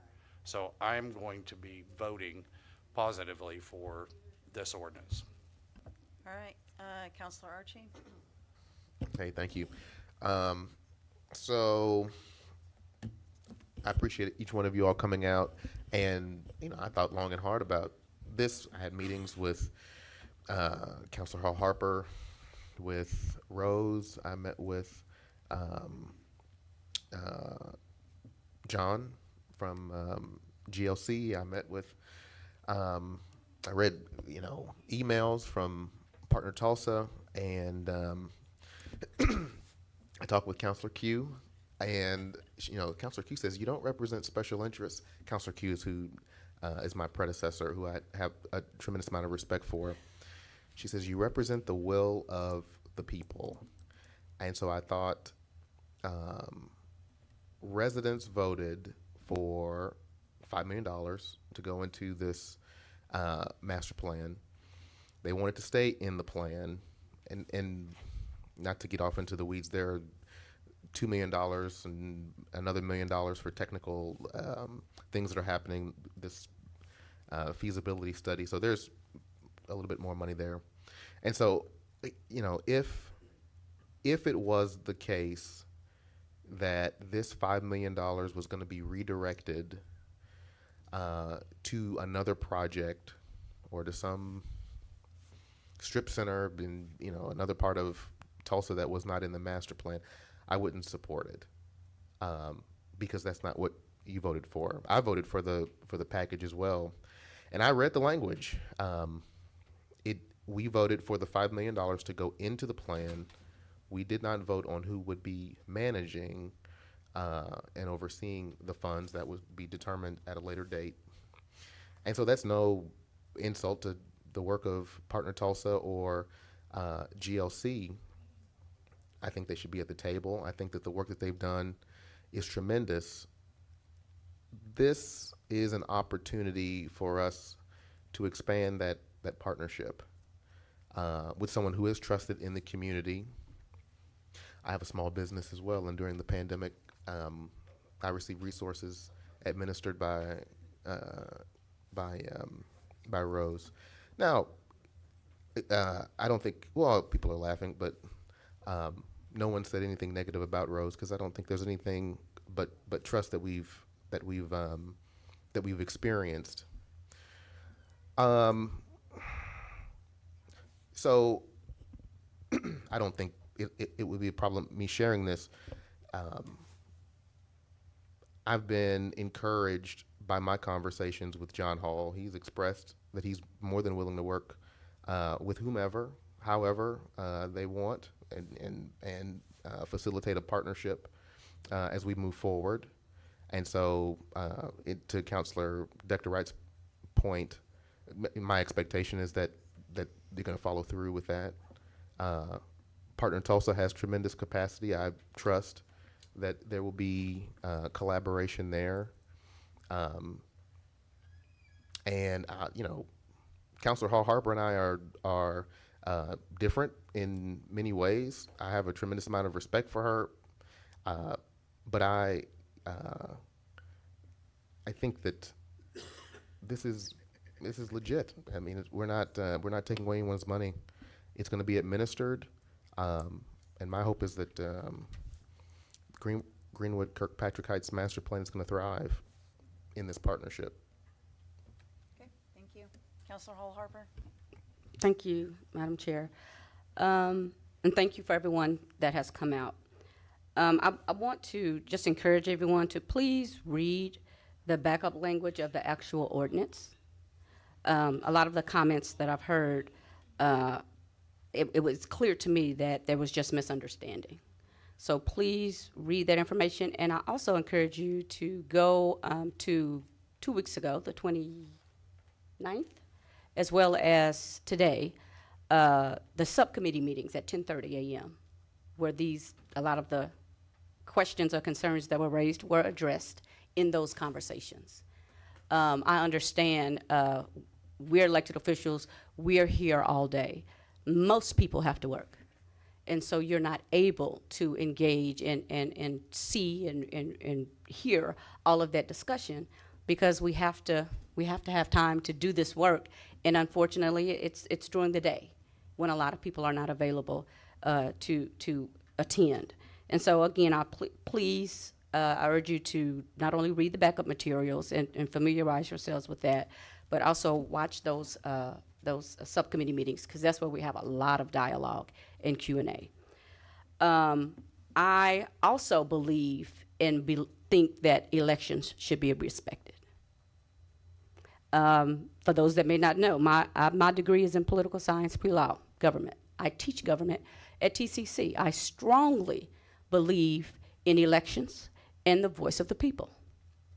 Not only as it relates to this tax package that simply said in the line item, again, go back and you can find that, all the language said was implementation of the Kirkpatrick Heights Master Plan.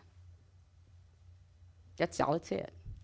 So these discussions and this process was going to have to happen anyway. So nothing is being done that's out of the ordinary. And it's unfortunate that some organizations feel like they have to raise everyone's blood pressure and make it seem like something negative is happening or something that is happening outside of the norm, because that's not what's happening. I respect not only the election of tax packages, I think we should also respect elections when elected officials are chosen. And when there's organizations, for whatever reason, that are working in this space, and when I say this space, issues related to municipal government, whether it's the owning of land, development of that land, whatever, that it is a slap in the face to those people who go to the polls and vote when you ignore and disregard and disrespect the elected official. And I feel like that is part of the issue that I've had to experience for over 3 years. I want to be real clear. There are disagreements, but I have been trying to address these disagreements behind closed doors for over almost 3 years. Some of you know that, some of you may not, most don't. But I know that there's plenty of people, even in the mayor's office, city council. I spoke a lot about these issues with Councilor Bingle because he sits on TEO. I've met with several of the TEO members. This is the Tulsa Authority for Economic Opportunity. And so I want to be clear. I have been trying to get issues addressed for over a year. And I said, if once I have to go public, then I have to go public. Some of you attended my town hall meeting in June. And so I explained in more detail, and I'm willing to have those conversations again. But respect is absolutely necessary, because I was voted to be the voice of the people in issues related to municipal government. And I would be derelict in my duties if I saw harm on the horizon and didn't say it. That's why I had the meeting last night about the attempt to bring back and to start studying urban renewal and blight, as I had to share. Those words are curse words when it comes to my community, because they have historically damaged black communities throughout this nation, from the highest levels of government to local. And so that's why I had that emergency meeting. So there is distrust. If you read that plan, it talks about 3 partners. TDA, the Tulsa Development Authority, Partner Tulsa, which is the economic development arm for the city of Tulsa. We enter into a contract, we the city, for economic development, and then the city of Tulsa. Those are all governmental agencies or quasi-governmental agencies. Where's the community? So that's inappropriate.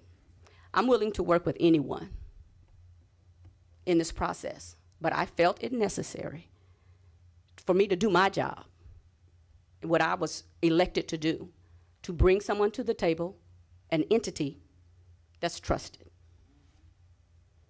And that trust, that entity is the Tulsa Economic Development Corporation.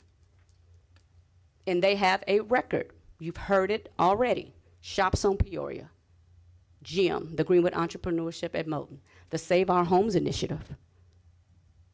Who's familiar with that? Helping people stay in their homes because they were behind on their taxes. Again, these are the Oasis Fresh Market. No one was working on bringing a grocery store to District 1 before I fought for it. Stopping them dollar stores first, and then work on getting a black-owned grocery store in our community. And I did all of those efforts in partnership with Rose Washington. That is what her organization was created to do. So I'm using her to do what she was created, that organization was created to do. And she has done that in a very respectful way. And so I'm not holding any ill will towards anyone. Certainly planning or hoping to ignore any organization the way I have been treated. I'm not going to return that favor. Honestly, I'm surprised, and thank you again, proved my point. Since our 10:30 meeting today, I've gotten more information about that process through Rose, because there are those with Partner Tulsa that have engaged with her. Why hadn't you engaged with me before? And so if that's the way you want to do it, that's fine. We have someone that everyone likes at the table. And I love her. But certainly someone that is well respected in the community. And so again, we are not going outside of the language and the intent of what the citizens voted on, what I voted on. But I am adding an entity to the conversation, to the implementation, that I trust that we can move forward and get these things done. That we and we implement the master plan that we all want to see. And who has the expertise? I don't have the expertise. I told you my degree is in political science. So I understand government, but I don't understand economic development. I'm learning. But I'm learning through partnerships, collaborations with experts, developers, William Tisdale, who sat on the advisory committee for the creation of the Greenwood Legacy CDC. And so, with that being said, I thank you all for coming out, and I pray that we can continue to work together to get this work done. With that being said, I move to approve item 7B. Second. All right, we have a motion and a second. Lori, please call the roll. Counselor Bush? Yes. Yes. Counselor Archie? Yes. Counselor Dutton? Yes. Counselor Bellis? Yes. Counselor Gilbert? Yes. Counselor Bengal? Yes. Counselor Dr. Wright? Yes. Counselor Lakin? Yes. All right, item 7B is approved. Going back to item 4, mayor's items. 4A, report from the mayor or his designee on community events, briefing on city activities. We're still meeting. We're still meeting. City activities, city efforts, and new business. All right, I don't see the mayor here this evening. So the remaining item 4B will not be read aloud. However, public comments will be received on this item. Do we have any speakers? We have one speaker. Apologies. Mr. John Hoffines for 4B.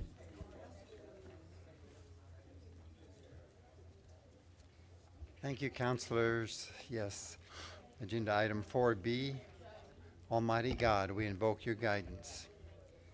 This agenda item 4B involves a travel donation from Kansas State University, technical assistance to Brownfields. Mr. Huffines, I'm sorry to interrupt you, but could someone please shut the door so we could continue with the meeting, please? Thank you. Thank you. Right. Yes.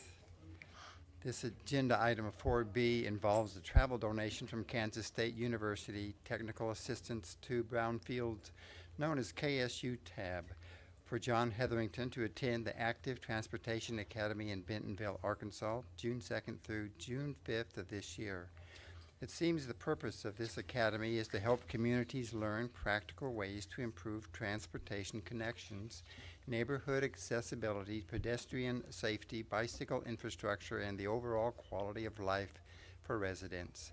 It represents people gathering together to exchange ideas that can strengthen cities and help communities become more connected. I appreciate seeing partnerships like this where educational organizations invest in local leadership and where knowledge gained elsewhere can be brought back home to benefit Tulsa. Sometimes an agenda item may appear simple on the surface, and behind it is a larger picture of learning and vision. As I read through this item, I also think about how important pathways are in life. Streets, sidewalks, trails, and transportation systems help people move from one place to another. And there are also pathways of kindness, wisdom, and understanding and service that help communities move forward together. Healthy cities are strengthened when neighbors connect with one another, when leaders continue learning, and when people look for ways to bring harmony and opportunity into the public square. I also want to take a moment to honor our Lord Jesus Christ, the Son of God, whose life and teachings continue to inspire millions of people around the world toward compassion and love for neighbors. In many ways, gatherings like this Transportation Academy remind us that leadership involves learning how to better serve people and help communities flourish. And as this agenda item reminds us of connections between cities and regions, I would also like to speak a blessing over Israel. Israel carries deep historical and spiritual significance for large numbers of people around the world.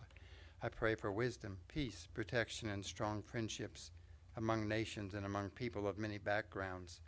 I also appreciate the many ways communities across America continue to stand in unity, honoring the value and dignity of the Jewish people. Opportunities like the Active Transportation Academy can help bring fresh ideas and thoughtful planning back to Tulsa. Investments in learning often create lasting benefits that touch neighborhoods, parks, businesses, schools, and families for many years ahead. And thank you, counselors, for always doing your best to help Tulsa be her best. Thank you, Mr. Huffines. Is there council discussion? Move to approve items five, oh, are we on five? Sorry. 4B. 4B. Skipped Second. ahead. Move to approve item 4B. Still second. Lori, will you please call the roll? Counselor Bush? Yes. Counselor Hall Harper? Yes. Counselor Archie? Yes. Counselor Dutton? Yes. Counselor Bellis? Yes. Counselor Gilbert? Yes. Counselor Bengal? Yes. Counselor Dr. Wright? Yes. Counselor Lakin? Yes. All right, 5 authorities, boards, and commissions.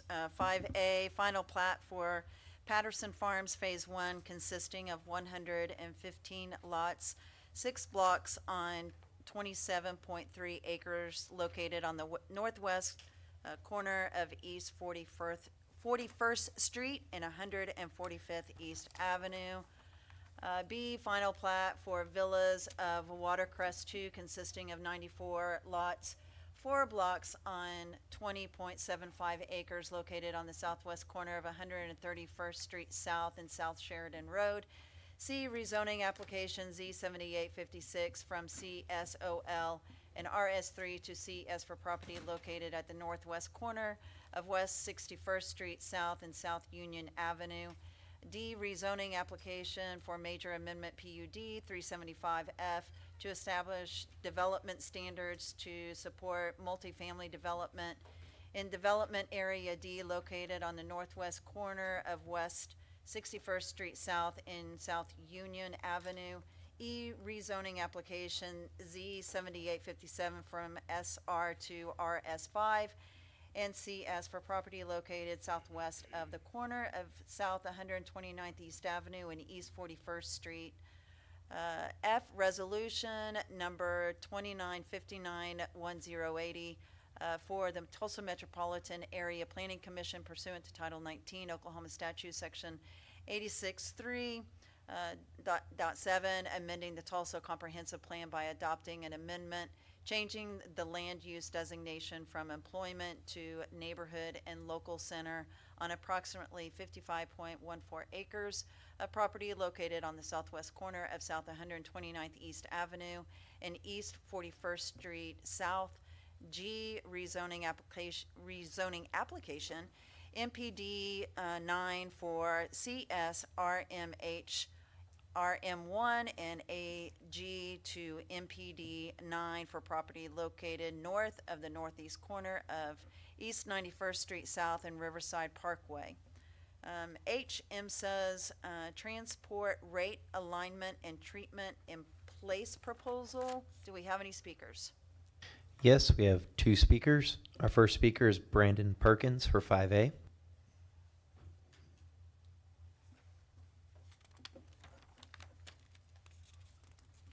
Council, Brandon Perkins, 111 West 5th Street here in Tulsa. Really am strictly here if there's going to be any problems in playing defense. I think it should be a slam dunk, but if there's any questions, please let me know. Anybody have any questions? Thank you. All right, thank you. Next speaker. Second speaker is Robert Bell for 5E and F.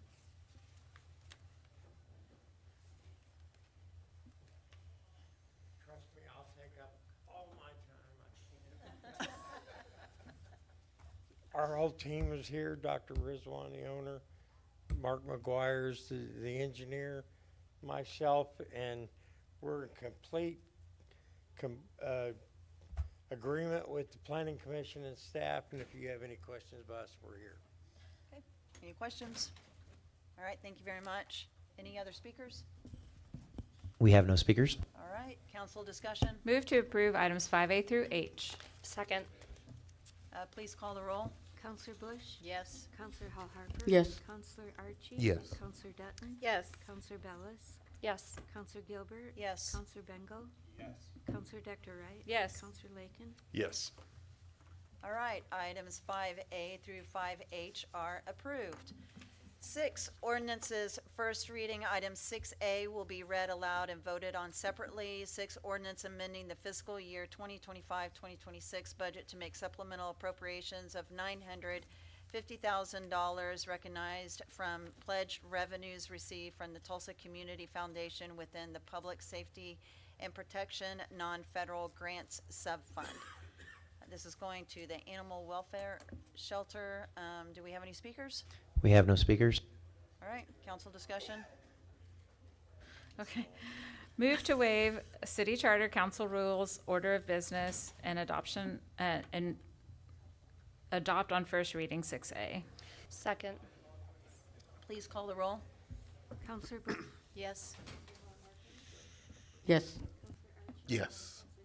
Yes, and can I just say that I appreciate everybody that stayed this long while we're doing our votes.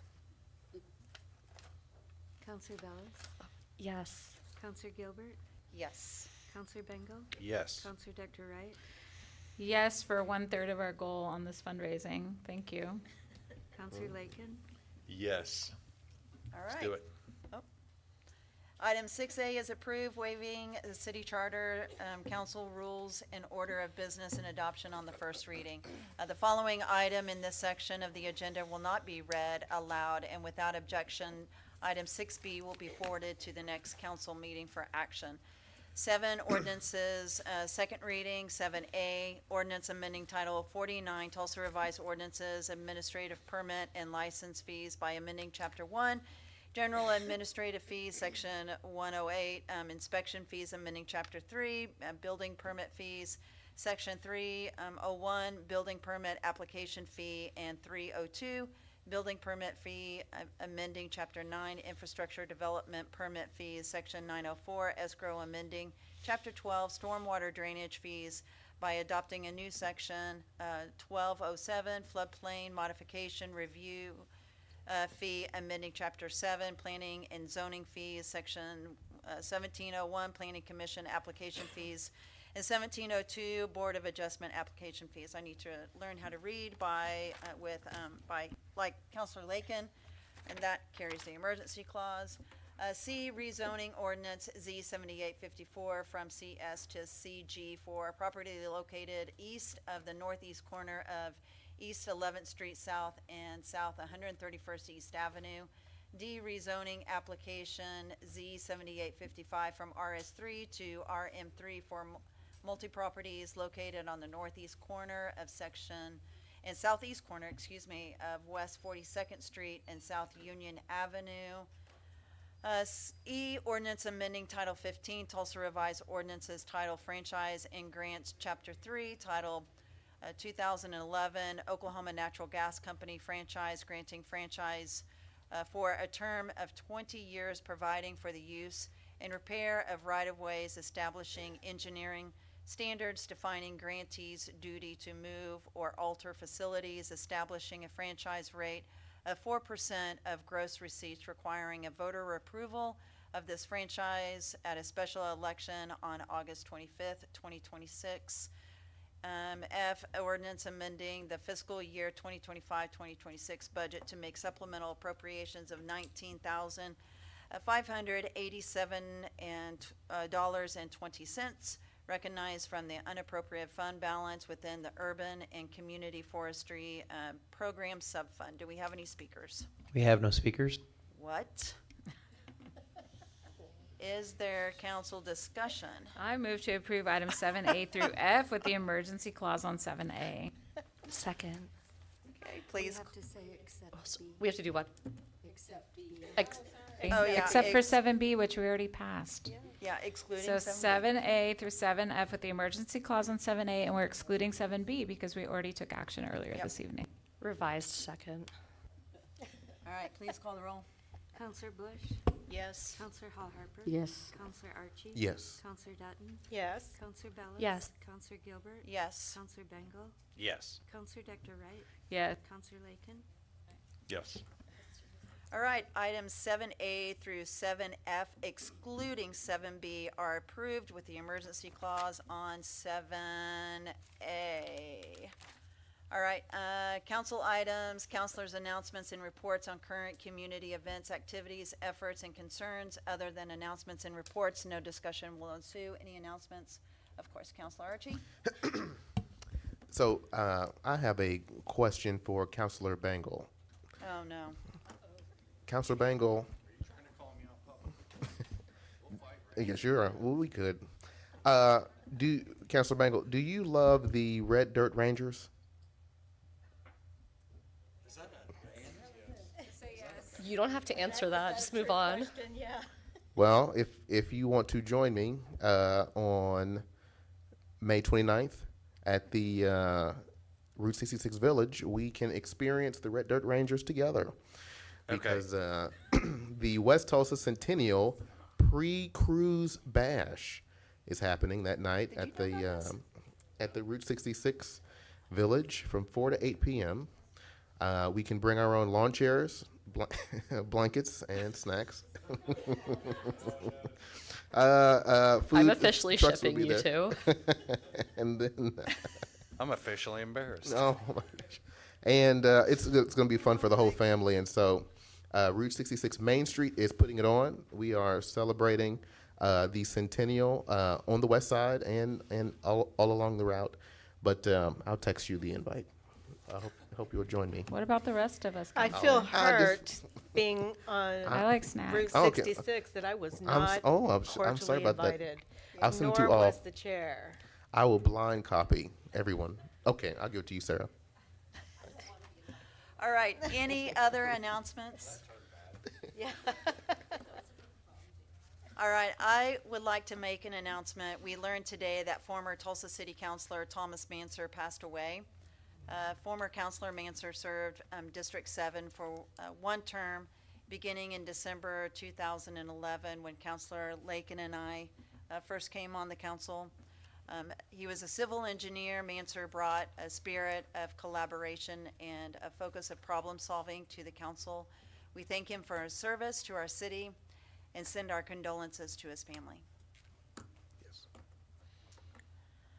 All right, 8B, resolution calling for and requesting the Tulsa County Election Board to conduct a nonpartisan special election on August 25th, 2026, to place before the electors of the city of Tulsa the question of approval or disapproval of ordinance number 25782, which grants a franchise of Oklahoma Natural Gas Company, a division of One Gas Inc., a corporation, to allow ONG to use the public rights-of-way to transport, distribute, and sell natural gas to consumers and the general public within the city. Sorry.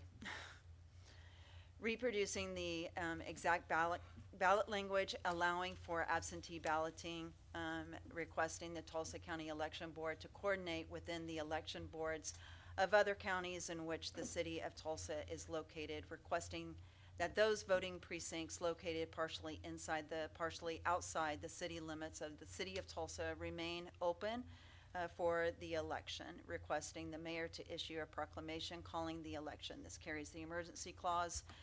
C, vote on the Tulsa City Council letters of support for the city application to the Safe Streets for All programs to develop a comprehensive safety action plan. And do we have any speakers? We have no speakers. Is there council discussion? I move to approve items 8B through C with the emergency clause on 8B. Second. Please call the roll. Counselor Bush? Yes. Counselor Hall Harper? Yes. Counselor Archie? Yes. Counselor Dutton? Yes. Counselor Bellis? Yes. Counselor Gilbert? Yes. Counselor Bengal? Yes. Counselor Dr. Wright? Yes. Counselor Lakin? Yes. All right, items 8B through 8C are approved with the emergency clause on 8B. Item number 9, new business. There are new items this week. 10 of hearing appeals, no items. 11, hearing of public comments. This concludes the televised portion of our meeting.